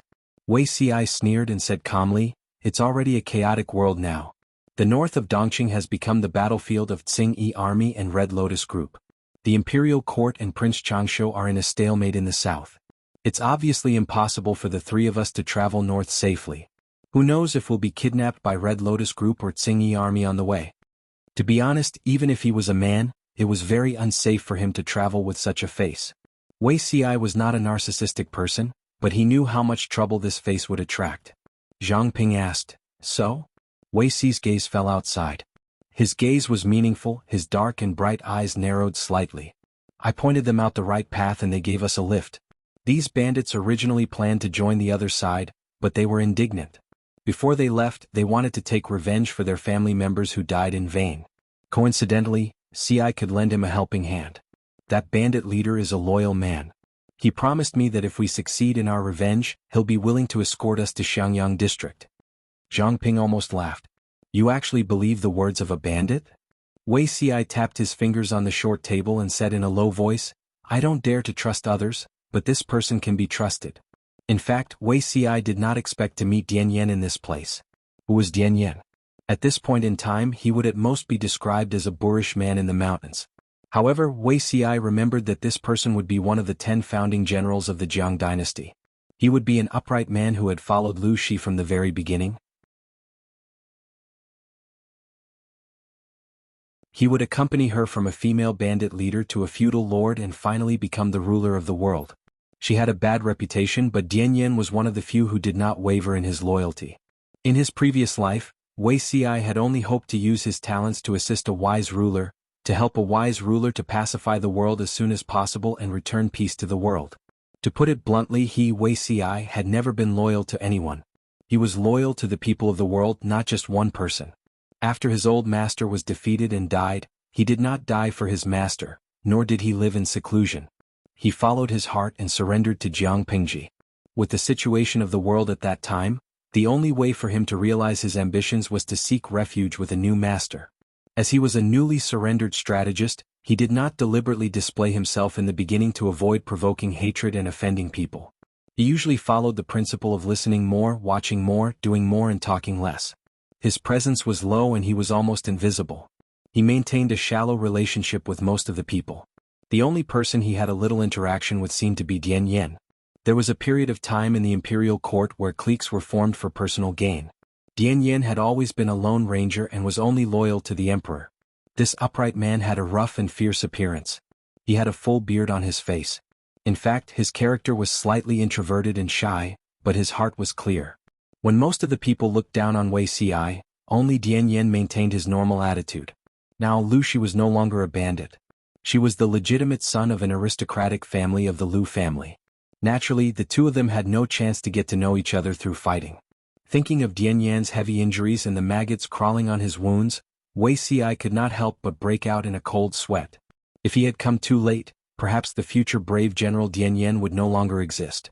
Wei Ci did not purposely change anything. He only wanted to be a matchmaker. In the previous life, the emperor subdued Dian Yan and made him follow her with all his might. If the fate of the monarch and the minister still existed, Dian Yan should belong to her. If they were not fated, she would not force it. In short, he did not care so much. He had to kidnap him to Xiangyang district first. Zhang Ping saw that Wei Ci spoke with such conviction, he could not help but restrain his contempt. Most of the youths who followed Dian Yan to become bandits were of the same age in the same village or neighboring villages. He had been their big brother since they were young, so his words carried a lot of weight. He was the leader of the gang of bandits. Everyone packed their luggage and prepared to head north. On the way, they made a living by robbing the Tsing-Yi army and saved some innocent people. Sometimes, in order to avoid the Tsing-Yi army, they had to take a long detour. Slowly, the entire troop expanded to more than 500 people. Although their speed was slow, they were indeed nearing Xiangyang district. Blessings do not come in pairs and misfortunes do not come alone. That day, the weather temperature plummeted. Without any warning, Wei Ci fell ill and had a high fever for 2 consecutive days. Unfortunately, they were discovered by a troop of 2,000 members of the Tsing-Yi army at that moment. Actually, it was not a big deal to be discovered. What was worse was that they had just robbed the Tsing-Yi army's rations team. New hatred and old hatred, how could the Tsing-Yi army let them off so easily? Helpless, everyone could only retreat to the deep mountains under Zhang Ping's command. Relying on Zhang Ping and Wei Xi's knowledge of making mechanisms, they made use of the mountain terrain for defense. In addition, the snow sealed the mountain so that Tsingyi army did not dare to go deep. Everyone was considered safe for the time being. Fortunately, there was an unreliable doctor among them who knew how to prescribe a prescription to reduce fever. Otherwise, even if Wei Xi did not die from the fever, he would have become a fool. With great difficulty, his fever subsided, but his cough came back again. "I've known you for so many years, but I never knew your body was so weak." Zhang Ping sighed. Wei Xi smiled bitterly. "I don't know either." His body looked weak, but in reality it was not that bad. He had not fallen ill in his previous life. He did not know what happened to him in this life, but he seemed to be exceptionally unlucky. Not to mention in this half a year, he suffered from one serious illness after another. "Sigh, maybe it's God's will." Wei Xi sighed. Zhang Ping said, "You're a sickly beauty who torments yourself all day long. What does that have to do with God's will? God would not take the blame for his own death. If it was the Wei Xi of the past, he would definitely fall out with anyone who called him a sickly beauty. Now he was more thick-skinned. Shiheng doesn't understand. God is fair. If you gain something extra, you might lose something else. What kind of opportunity was it to commit suicide and return to the prime of one's life? If he lost his health because of this, he would not feel that it was a loss." Zhang Ping glanced sideways at the nagging Wei Xi and said unhappily, "You just take good care of yourself and try to regain some weight. Anyway, before the snow melts, we can't go down the mountain." Chapter 460. If not for his best friend taking care of him, Wei Xi felt that he would have died long ago. Do the people have enough food? We robbed 6 carriages of Tsingyi army. If we eat sparingly, it won't be a problem to get through the winter. What about clothes to keep out the cold? He resisted the urge to cough. It was hard to hold it in. Zhang Ping said, "Don't worry, they won't freeze to death." In order to cope with this winter, almost every commoner had brought enough clothes with them. If they killed Tsingyi army, not only would they plunder their food, but they would also strip them of their clothes and take them away. The clothes were not clean, but they could be wrapped around the body to keep warm. Wei Xi was slightly relieved and suddenly thought of something. He said, "If there's nothing important, tell them not to stay in the snow for too long in case they get eye diseases." Zhang Ping nodded in agreement. This year's winter was probably the most wretched that Wei Xi had ever experienced in his memory. There was a lack of medicinal herbs in the mountains. Wei Xi's cough did not improve. In addition to his fear of the cold, his complexion was greener than usual. When his illness was serious, even the rise and fall of his chest could not be noticed. His appearance made many people worried. Dian Yen secretly looked for Zhang Ping. "Mr. Shiheng, why don't I carry Mr. Zixiao down the mountain to see a doctor?" Zhang Ping looked calm on the surface, but he was worried about Wei Xi's illness. There was no medicine that could cure the illness. If it dragged on, a minor illness could become a life-threatening illness. Dian Yen said, "I heard from a few people that it's only a day's journey from here to Xiangyang district." "I can walk fast," Zhang Ping said worriedly. "We don't know if the Tsingyi army has retreated. Now the mountain is sealed by heavy snow. It's difficult for you to go down the mountain alone, let alone bring a sick person like Zixiao." The more he spoke, the less confident Zhang Ping was. His tone gradually became softer. He could also see that if he continued to drag on, no one knew if Wei Xi's illness would continue to worsen. After a while, Zhang Ping changed his words, "Then be careful." Dian Yen was tall and burly. Just by standing, he was more than 2 heads taller than an ordinary man. His body was even more burly and strong. He carried the unconscious Wei Xi on his back and carefully instructed the brothers from the same village to listen to Zhang Ping's words when he was not around. If this trip went smoothly, not only would Wei Xi be treated, they could also call for reinforcements. Dian Yen followed a person who knew the way down the mountain. The 3 of them disappeared into the pure white snow. Wei Xi's consciousness was blurry, various images appeared in front of his eyes from time to time, but finally it was fixed in the lofty palace. The late emperor had passed away, the officials were kneeling on the ground, each with their own thoughts. He pulled out his sword and committed suicide. This scene repeated over and over again. In the end, Wei Xi could not even tell if he was still alive or if he had already killed himself. He vaguely remembered that he had returned to the prime of his youth after that incident. Everything had to start all over again. Which one was the real one? He was already dead, but he was still alive. Dian Yen was wrapped in heavy clothes. The three of them walked down the mountain with difficulty. They had to pay attention to the path under their feet at all times. No one knew what was under the accumulated snow. If they stepped on air or slipped, he would have to roll down the mountain with Wuxia. Normally it would take at most an hour to complete the mountain path, but now it had taken them almost 6 hours. It had stopped snowing not long ago, but now it was fluttering again. The cold wind carried the ice and snow, blowing on their faces as if a small knife was slowly dismembering their flesh. Dian Yen was born boorish. He asked the person leading the way to help him keep a close eye on Wuxia, who was on his back, to prevent him from catching a cold in the wind. "Brother Dian, the teacher has dropped something." The youth behind him trembled as he crouched down and picked up the perfume bag that had dropped. Dian Yen took a look and said, "I'll take it, you keep a close eye on the teacher." The three of them descended the mountain with difficulty. The only thing to be thankful for was that the Tsingyi army that had surrounded and intercepted them had already retreated. "Wait, don't move." The youth leading the way was just about to take a step when Dian Yen pulled him over. "There's someone." They found a place to hide. The youth had a puzzled look on his face. Who would come out at this time of the year?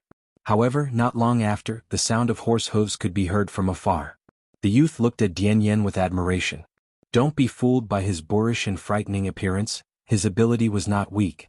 The approaching people seemed to be going into the mountains to hunt. There was a group of 20 people, each dressed in hunting attire, carrying a bow and arrow and a quiver hanging from their waists. The youth wanted to go out and ask for help, but Dian Yen did not allow it. Instead he pulled him back tightly. A pair of eyes that resembled copper bells slightly squinted, staring at the leader of the group. It was a youth dressed in watercolored clothes, with a thick and warm cloak draped over his body. His face was hidden in the wind and snow so it could not be seen clearly. Dian Yen did not move, the group also did not move. The youth who was the leader sat on the horse with a faint smile, his gaze faintly glancing in his direction. "I've been discovered?"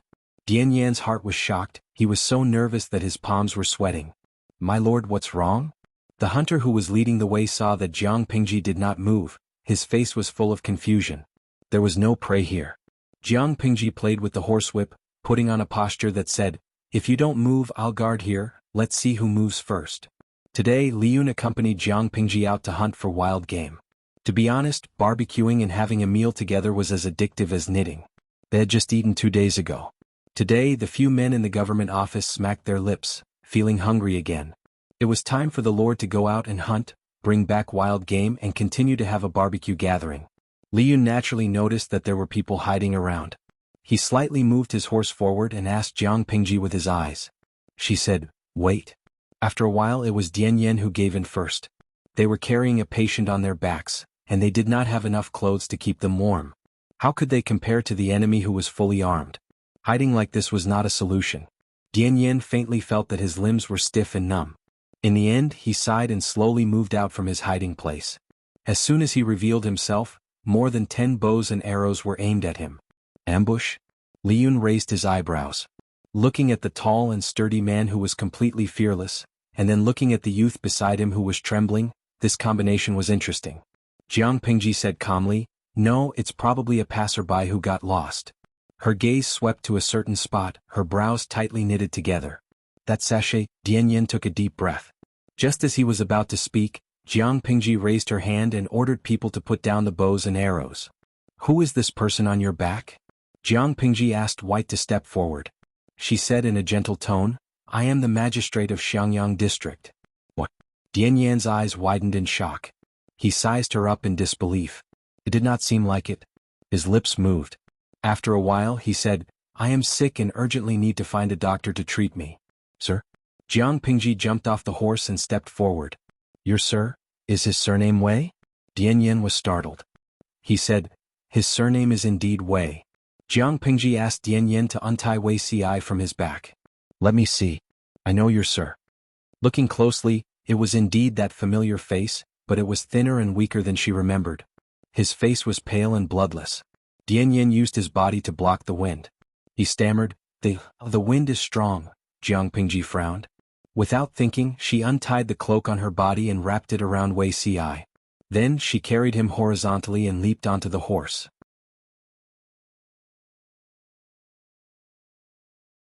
Chapter 461. So thin? When she carried Wei Ci just now, Jiang Pingji had already noticed that although Wei Ci was tall, he was very light. Now that she was carrying him in her arms, she could feel his bones. It felt like he had no flesh on his body, only his bones were left. She couldn't help but suspect if this fellow had gone to some food shortage area to stay for a year and lost the few pounds of flesh he had. She secretly used her fingers to touch his waist. Her first impression was that he was thin, too thin. Jiang Pingji wrapped Wei Ci up tightly and hugged him in her arms as she ordered White to run at full speed. The oncoming cold wind blew on her face. It was painful, but Jiang Pingji didn't feel anything. Instead, Wei Ci unconsciously shivered and hid in her arms. She sighed softly, one hand holding the reins, the other passing under his armpit to press on the back of his head, trying to block the biting cold wind. On the other side, Dian Yin watched helplessly as Jiang Pingji carried his master away. Her entire set of movements were as smooth as flowing water, completed in one breath. Dian Yin couldn't stop her in time. He didn't even have time to react before White had already galloped away. Li Yun said, "Big brother, don't worry, the Lord said she knows your master, then she definitely knows him." Dian Yan's lips quivered. Now he could only trust the youth who claimed to be the magistrate of Xiangyang district. His master's illness couldn't be delayed any longer. At the side, Li Yun's curiosity was aroused. His gossipy nature was abnormally active. "Big brother, where is your master from?" Li Yun had been watching the whole process. He also saw Wei Ci's appearance. Although the patient was very sick and thin, it didn't make him ugly or scary. Instead, it added a sense of fragility that made one feel pity for him. Li Yun had never seen a man who was so handsome even when he was sick. Dian Yin replayed the scene in his mind. Although Jiang Pingji's movements were fast, they weren't rough. Just based on this detail, he felt slightly at ease. Hearing Li Yun's question, Dian Yin was silent. He had an expression that said, "I don't want to talk to strangers, shut up." Li Yun was rebuffed, so he changed his question. He carefully noticed that the three of them came down from the mountains. "Hey, what happened to you and your master? Why are you in such a sorry state? I think you and your master are really weird. You're tall and sturdy, you're full of meat, but your master is so skinny. Can illness really make a person so thin? Hey, say something." The first snowfall lasted for 3 days and 3 nights. The snow had already covered the mountain. Could it be that these people ran up the mountain to seek refuge, but unfortunately ran into the heavy snow and had no choice but to bite the bullet and go down the mountain for treatment? Dian Yin didn't want to bother with Li Yun, because the handsome youth in front of him was too noisy. However, when he thought of the 500 or so commoners still trapped on the mountain, he hesitated, his rough face revealing a bit of desire. There are still more than 500 people trapped on the mountain. We were chased by the Tsingyi army and had no choice but to escape to the mountain to seek refuge. Li Yun. Yun said, "Li is Ci. Yun. Li Yun was Yun." Yun said. When Dian Yin heard this, he could only do so. He cupped his fists and thanked Li Yun. "Hey, what's there to thank?" Li Yun scratched his head and said shyly, "It's part of my duty. As long as it was within the borders of Xiangyang district, the affairs of the people were the affairs of the district headquarters." Li Yun was just short of patting his chest to guarantee it. On the other side, Jiang Pingji galloped on her horse. She rushed to Xiangyang district as fast as she could. Wei Ci was still in a nightmare. Fragmented memories filled his brain, blurring his sense of life and death. After an unknown amount of time, his cold and stiff body started to warm up. The jolt turned from illusory to solid. Was this a dream or something else? Wei Ci frowned in discomfort. He coughed twice strenuously.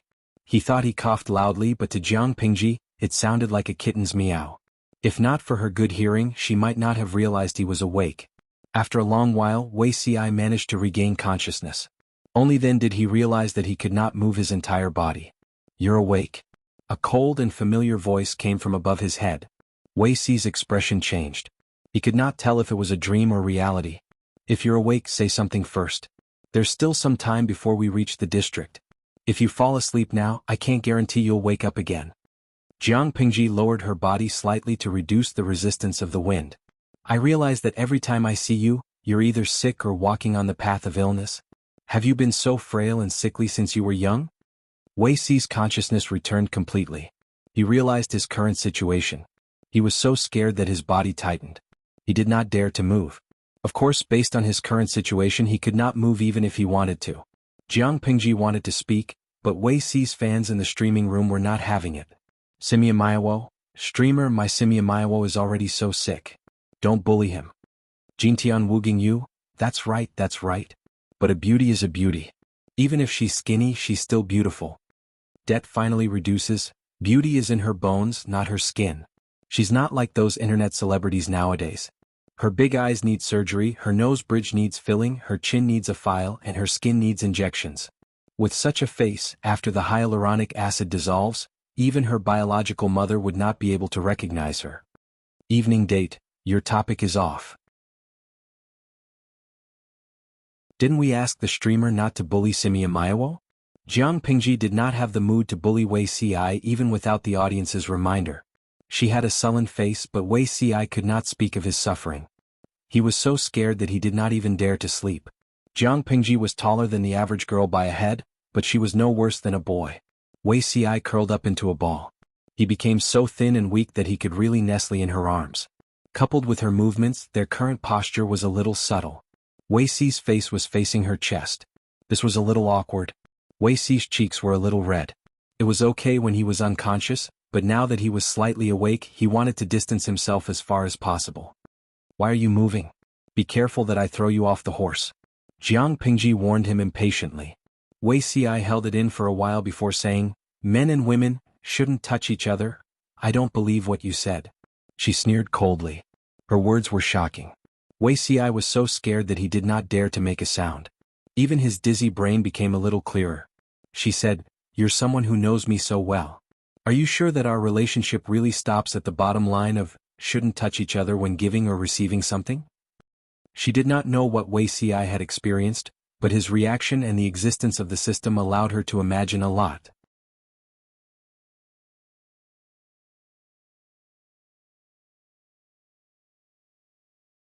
Chapter 462.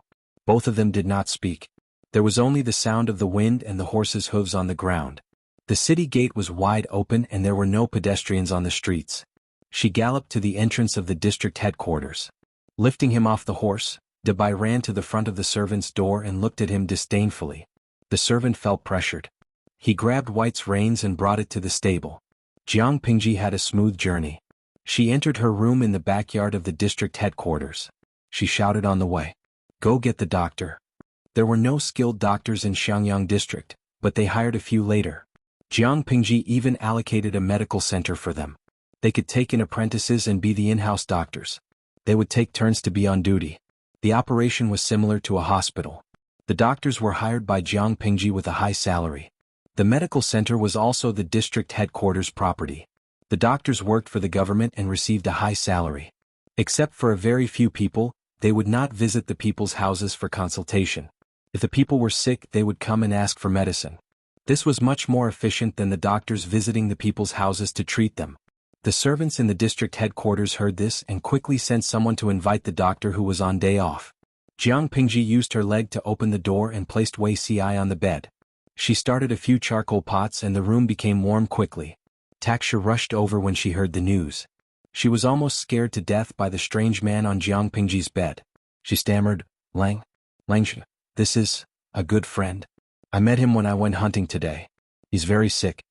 Jiang Pingji said indifferently, get someone to bring some hot water and prepare some clean and warm clothes. Although Wei Ci was thin, his frame was the standard of a normal man. He was wider than Jiang Pingji. But he was so thin that he could barely fit Jiang Pingji's clothes. After a while, the doctor who was on day off rushed over with a medical box. He first greeted Jiang Pingji, then sat down and checked Wei Ci's pulse. The doctors Jiang Pingji hired were all capable and worthy of the salary she paid. In a short while, the doctor had figured out Wei Ci's condition. You won't die, right? Jiang Pingji asked. Wei Ci, who was pretending to be dead, raised his eyebrows. He still did not dare to open his eyes. The doctor's hand that was stroking his beard paused. He laughed and said, I won't. Looking at his pulse, this Longjuan's bones were slightly cold. Previously, he had not recovered from a serious illness and had some lingering symptoms. Later, he had worked hard and was physically and mentally exhausted. He did not have a good rest. Now that he was seriously ill, it was actually a good thing. The hidden illness had been drawn out. Therefore, although Longjuan's illness seems to be dangerous, if you take good care of yourself, you will be better off than before. Jiang Pingji asked, how? The doctor wrote out a prescription and listed all the herbs in detail. He also warned her about the areas that she needed to pay attention to. As the saying goes, food is better than medicine. When Langjuan's body recovers, you can adjust your body with a medicated diet. Every medicine had its side effects. Wei Xi could not afford to go through too much trouble. Jiang Pingji said, "It's good to eat nutritious food. It can also make people fatter." He asked someone to take the prescription to the clinic and get the medicine. A maid came in with a few basins of hot water. Suddenly, the livestream viewers had an ominous feeling. With a clap, the screen went dark. No, she turned off the livestream. The viewers were all dumbfounded. Jiang Pingji stretched her hand to Wei Xi's waist and prepared to pull off the belt. "You." Wei Xi could not bear it anymore. He suddenly opened his eyes. He raised his hand and wanted to stop her, but it was difficult for him to even speak, let alone stop Jiang Pingji. "Don't worry. Who would like that body of yours?" Jiang Pingji said disdainfully, "This is the inner court. There are no other men except me. Are you planning to let other maids help you wipe? You have to get my permission, right?" "Diske, I didn't expect you to have such thoughts." Although Wei Xi was skinny, he was still an adult man. Ordinary maids could not help him. Otherwise she would not have done it. Wei Xi's cheeks were flushed with anger. "I didn't. Okay, I got it. Don't move." Jiang Pingji did not even blink. She removed his clothes quickly and made him sit up and lean against her. She used a hot towel to wipe him. Seeing his upper body clearly, Jiang Pingji could not help but sigh. He was so skinny that only his bones were left. His ribs could be seen. After wiping him with hot water, he changed into new clothes. It was warmer this way. If he lay directly on the bed, he would not know when he would warm up. Jiang Pingji's mouth was vicious. She said, "Fortunately you can still speak. Otherwise I would have thought you were a corpse." The temperature of his skin was very low. Although it was not as cold as a corpse, it was enough to make one shiver. Wei Xi was extremely embarrassed and annoyed. He simply closed his eyes and allowed her to help him change into a brand new inner garment and a thick woolen shirt. Compared to the bone-piercing cold just now, he slowly felt the warmth. He could also slowly feel his limbs. After a while, 2 basins of hot water were changed. Wei Xi's pale face was stained with blood. Seeing his behavior, Jiang Pingji crossed her arms in front of her chest and said, "Why are you so shy? In terms of figure, you don't look much better. You're so skinny that only your bones are left. What do you think I will do to you? You don't have to look like a little wife who has been molested." He looked aggrieved and made her look like a beast. "Langjun, the medicine is ready." Taksha's voice came from outside the room. Jiang Pingji sat by the bed. Hearing the voice, she raised her head and said calmly, "Come in." Looking at it, she unfolded a set of mattresses that was folded on the side of the bed and covered Wei Xi with another layer. With 2 layers of thick quilts covering him, Wei Xi almost could not breathe. "Don't sit up. Just turn your body slightly and drink the medicine. Otherwise it will be cold one moment and hot the next to prevent your condition from worsening." Takshu entered the room and found that Jiang Pingji still had an indifferent expression, while the unfamiliar Langjun was embarrassed and angry. Wei Xi sniffed the smell of the medicine and knew that it was a good medicine for his condition. He closed his eyes and swallowed it, no matter how bitter it was.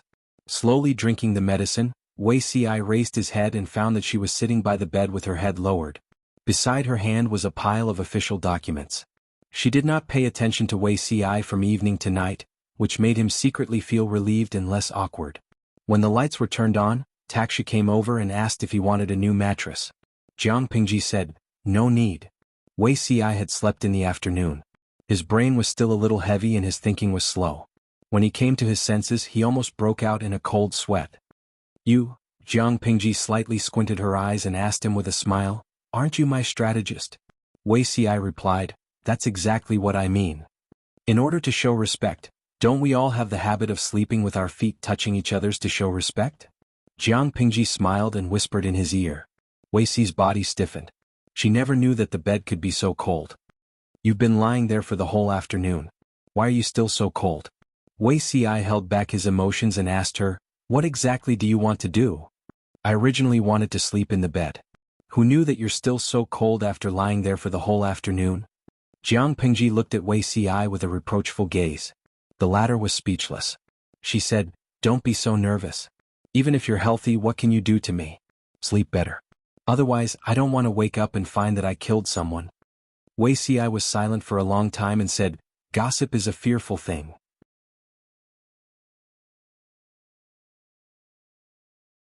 Chapter 463. Wei Xi was silent. Of course, he knew how capricious the person in front of him was. Reputation was not essential to her. You have to restore your original identity after all. If what happened tonight gets out, it will be bad for your reputation. Wei Xi tried hard to suppress the urge to tremble. He secretly bit the tip of his tongue and used the pain to suppress his body's instinctive fear. Why was he afraid? It was not only because of the trauma in his previous life. In this life, he was more afraid that she would find clues and see him as a monster. Jiang Pingji pretended not to understand. Isn't it a good thing to sleep with one's official? Wei Xi took a deep breath. He had dealt with the person beside him for many years. His rationality told him that the more agitated he was, the easier it was to fall into her trap, including the so-called sleeping with one's feet on top of another action today. It was either a spur-of-the-moment thing or she had another trap. He had to treat it with utmost attention. Girl, you must be joking. Wei Xi directly pointed out her gender. You can't dress as a man all your life. You have to restore your identity one day. Even if our relationship tonight is innocent, it will still stain your reputation if it is used as a topic of discussion. Why don't you pay attention to this? Jiang Pingji clicked her tongue. I don't care about this intangible thing, but you care about it? To the common people, whoever gave them benefits was a good person, and that person was worthy of their praises. On the contrary, if anyone violates their interests no matter how well they have done, they will not hesitate to turn against them. Do you think I need the reputation given by these ignorant people? I don't care. What good reputation or bad reputation? In Jiang Pingji's view, it was more like an invisible shackle imposed on her. Wei Xi sighed in his heart. He should have understood that even if the beginning was different, Her Majesty's essence was still the same. I don't care about this empty reputation. A person's life is 100 years, and only a pile of bones will be left behind. Wei Xi felt it was a little magical that he could actually talk to this person calmly, but the location was not very good. But Xi cares about your reputation. Almost by coincidence, Wei Xi said the truth that was buried in the bottom of his heart and had never been revealed. However, as soon as the words left his mouth, an indescribable sense of crisis rushed straight into his brain from the soles of his feet.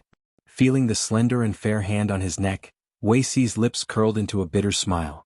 Did he realize that there was something wrong with him and thought that he was a monster, so he wanted to kill him? At this moment, Wei Xi did not feel any fear. His wildly beating heart also returned to its usual speed. Jiang Pingji asked in her usual calm tone, "Are you really Wei Xi, Wei Zixiao?" Wei Xi replied, "Yes, it's the real deal." After a while, Jiang Pingji did not break his neck. Instead, she said with interest, "Interesting." At first, he had only suspected that the other party was a little abnormal, but now he was completely certain of it. Interesting? Wei Xi shuddered, but immediately felt that this was the reaction that His Majesty should have. If an ordinary person knew that someone had reincarnated and knew their future, their first reaction would be fear, and they might even want to eliminate them. But to Her Majesty, this matter was the catalyst that aroused her interest. "Don't you already know that I?" Wei Xi could not control his tongue. "What do you want to know?" Jiang Pingji glanced at him and said, "There's no need. I don't want to know." If he had only suspected it at first, then he was completely sure tonight. "Why?" Wei Xi asked. Jiang Pingji snorted. "It's like you're reading a story. You've only read the beginning and you've just gotten a little interested, but someone suddenly jumps out and tells you the ending of the story. The good guy in the story is actually a bad guy in disguise. Would you thank the talkative person or want to slap him to death?" Wei Xi was speechless. That made sense. He was speechless. Jiang Pingji moved her hand away, turned over, and lay on the bed. Another example: if you use your pocket money to buy a game that you have been looking forward to for a long time, and an idiot jumps out and tells you the hidden Easter eggs and strategy to clear each level of the game, turning all the unknown into known. Will you thank this person for giving you the strategy guide, or will you pick up a kitchen knife and hack him to death? No matter what others choose, I will definitely choose the latter. Don't you think Xi is a monster? Wei Xi could understand the former metaphor, but he did not understand the latter. But the core of the two metaphors was the same. Jiang Pingji wanted to laugh, but she did not. Even if he is a monster, he is an interesting monster. Wei Xi was startled, and his cheeks were stained with some heat. After calming down, there was some sadness in the bottom of his eyes, and a thought arose in his heart, as expected. No matter how interesting it was just a pet, not love. It was not even close to liking it. Jiang Pingji said meaningfully, people are not made of stone. They can change. What was the advantage of being reborn? For smart people, even if they did not reborn, they could still succeed. For stupid people, they could avoid a pit after being reborn, but they would still fall into another pit because of their stupidity. Rebirth was not to be reborn, and it was not to spend money to increase one's IQ. Relying too much on the so-called memories from before rebirth would only cause one to be in deep trouble. She felt that it was impossible for such a perceptive person like Wuxia not to see through this point. She also hoped that he would not be disturbed by the so-called memories from before rebirth and affect his real life. Compared to Wuxia's proper sleeping posture, Jiang Pingji's sleeping posture was a little more bold. She yawned and could not help but stretch her feet. The soles of her feet touched Wuxia's calf. Cold air rushed straight to the soles of her feet. She instantly shivered and all her sleepiness was gone. She could not help but frown. Believe me, you are very likable in the summer, but you are too annoying in the winter. Jiang Pingji disliked Wuxia's low body temperature, and Wuxia also felt that she was like a small stove. He subconsciously wanted to get closer to her. If he did not use his rationality to restrain himself, his body would have long rebelled. It was late at night and Wuxia could not hold on for much longer. In addition, his body was still sick and he fell asleep in a daze. Then, damn, are you going to sleep tonight? Jiang Pingji wanted to push Wuxia away. Although she was not afraid of cold or heat, who would like a lump of ice cubes in a warm bed? What happened to the good sleeping posture? Was this how he behaved? In the end, she tolerated it. Her heart softened a little and she allowed him to come closer unconsciously. Jiang Pingji was bored, so she secretly poked the system. She asked, the anomaly that I caused when I started streaming was Wuxia, right? The system wanted to pretend to be dead, but it was in Jiang Pingji's spiritual brain realm. It had to bow its head when it was under someone else's roof. It could only say sullenly, so what if it's him? If you are worried, then kill him. For a suspicious person, a fellow who knew his future was really dangerous. He could not sleep. Jiang Pingji snorted and said, do you think everyone is like you? That's why you were locked up by me and not me being held hostage by you. System.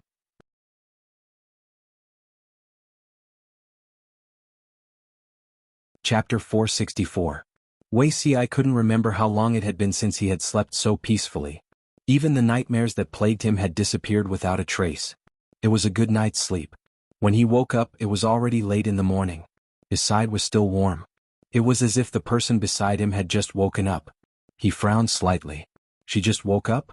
Others said that she was undisciplined, but in fact she was more disciplined than anyone else. No matter how late she slept the night before, she would wake up on time the next day to practice. She never slept in. Wuxia reached out and touched it. He found that the source of the heat was 2 hot water sachets wrapped in heavy cloth. Then, where did the real Jiang Pingji go? In the government office, Feng Jin and the other 2 had already begun to deal with government affairs. Su Ke's expression was a bit sour. His brows were tightly knitted. Jiang Pingji saw it and asked curiously, who provoked Xiaoyu? Why do you have such a scary expression so early in the morning? Su Ke heard the voice and looked up at his lord. His eyes were bloodshot and he looked a little sleepy. Feng Jin smiled and said, yesterday Hanmei came back and said that more than 500 people were trapped in the mountains. He wanted to send troops to rescue them. If they were rescued, Xiaoyu would have to arrange accommodation, warm clothes, and food for them overnight. There are too many trivial matters. Xiaoyu didn't sleep last night and didn't eat this morning. Naturally, his expression doesn't look good. It would be strange if Su Ke's expression was good after working overtime in the winter. Yes, Xiaoyu has worked hard. Jiang Pingji teased him. Why don't we pick a time and have a barbecue with you? Qiguan Rang rested his chin on his hand and said coldly, now that the snow has sealed the mountains, my lord shouldn't run around. Spend the winter in peace. Jiang Pingji had gone out to hunt yesterday for the barbecue gathering. In the end, she had brought back more than 500 burdens. Poor Su Ke didn't get to eat barbecue and hot pot. Instead, he had to work overtime the whole night. Thinking of that scene, Qiguan Rang couldn't help but feel sorry for Su Ke. It was not easy to be a housekeeper in the county. Jiang Pingji sat down on the main seat. What do you mean spend the winter in peace? Your lord doesn't hibernate. Qiguan Rang rolled his eyes. I heard that my lord carried a person and galloped all the way from outside the city to the district headquarters? Office gossip.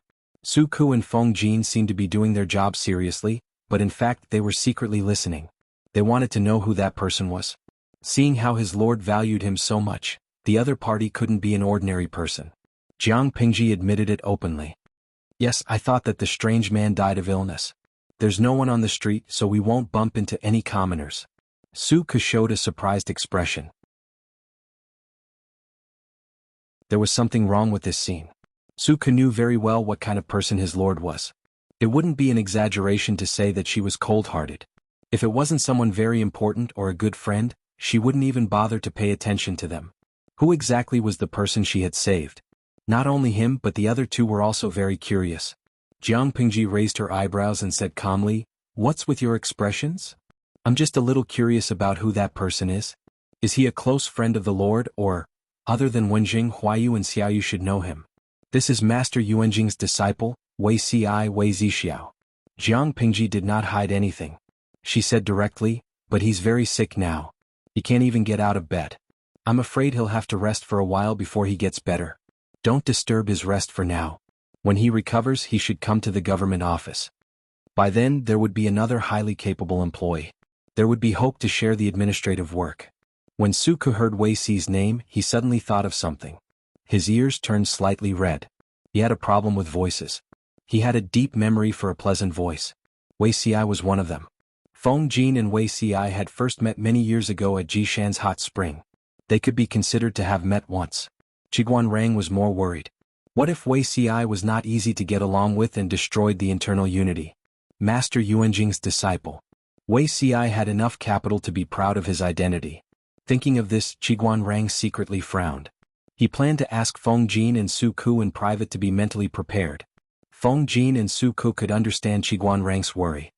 Wei Zixiao's personality is a little cold, but he's a gentleman. He shouldn't be too difficult to get along with. Feng Jin and Wei Ci had only met a few times. They didn't have a deep conversation, so their understanding was limited. In comparison, Su Ke knew a little more, but it was only superficial knowledge. It couldn't be considered a true understanding. Qiguan Rang sighed and said, "Looks like we have to wait for his condition to improve before we observe him." With Li Yun's hard work, more than 500 people who were trapped in the deep mountains were safely rescued. This is Xiangyang district. Are we really not in Shangjing? Once he entered the city, Zhang Ping felt that his eyes were not enough to take in everything. The ground was paved with green bricks. The road surface was flat and both sides of the street were clean. Not only that, there were things labeled as trash cans at intervals on the street. Occasionally people would go out to the streets. Looking at them, they didn't seem to be wearing much. But in the cold wind they didn't shiver. Didn't they feel cold? Zhang Ping looked left and right. He realized that the houses here were different from ordinary houses. They were orderly, neat and beautiful. Separated by a low wall made of green bricks, he could see that the eaves were laid with neat tiles. There wasn't much snow on the roofs. Occasionally there were people climbing ladders to sweep the snow off the roofs. From the people's attire and expressions, there was no trace of a disaster. When sweeping the snow they were still talking and laughing. Compared to these people, they really looked like refugees who escaped from a disaster. The district headquarters sent people over to register the people's temporary household registration. Zhang Ping blended in with the crowd and heard a familiar shout from outside. Was it Dian Yin? Where was Zixiao now? Zhang Ping searched for him. Li Yun also noticed the commotion here and came over to ask. Li Yun glanced at Zhang Ping and asked, "Brother Dian, is this the other teacher you're looking for?" Zhang Ping's current image was a little pitiful. But his facial features were regular and his eyes were clear. One look and you could tell that he was a magnanimous and upright gentleman. Dian Yin nodded and took the initiative to tell Zhang Ping, "Mr. Zixiao has been taken to see a doctor. He'll be back when his condition is better." Zhang Ping's brows twitched. Why did Dian Yan's words sound so strange? Dian Yan said, "Mr. Shiheng, the wind here is strong and cold. Let's go back first." Go back where? Zhang Ping turned his head to look behind him. Didn't they say that they would only be arranged accommodation after registering the temporary household registration? Li Yun smiled and explained to him, "The Lord has already made arrangements. The two of you don't have to live together with the people." They weren't familiar with the roads in the district city. Li Yun took the initiative to lead the way. Naturally they couldn't ask for more. But the more they walked, the more Zhang Ping felt that something was wrong. This shouldn't be a place for the ordinary people, right? He asked. Of course not, Li Yun replied and didn't continue. You're tuning in to the Han Lee's Wuxia Chronicles YouTube channel. We're so grateful for your support, and don't forget to subscribe to join us on this incredible journey through captivating stories. Your generosity through donations truly makes a world of difference, as it's the primary source of revenue that allows me to expand and enhance this channel for you. Thank you from the bottom of my heart for being a part of this adventure.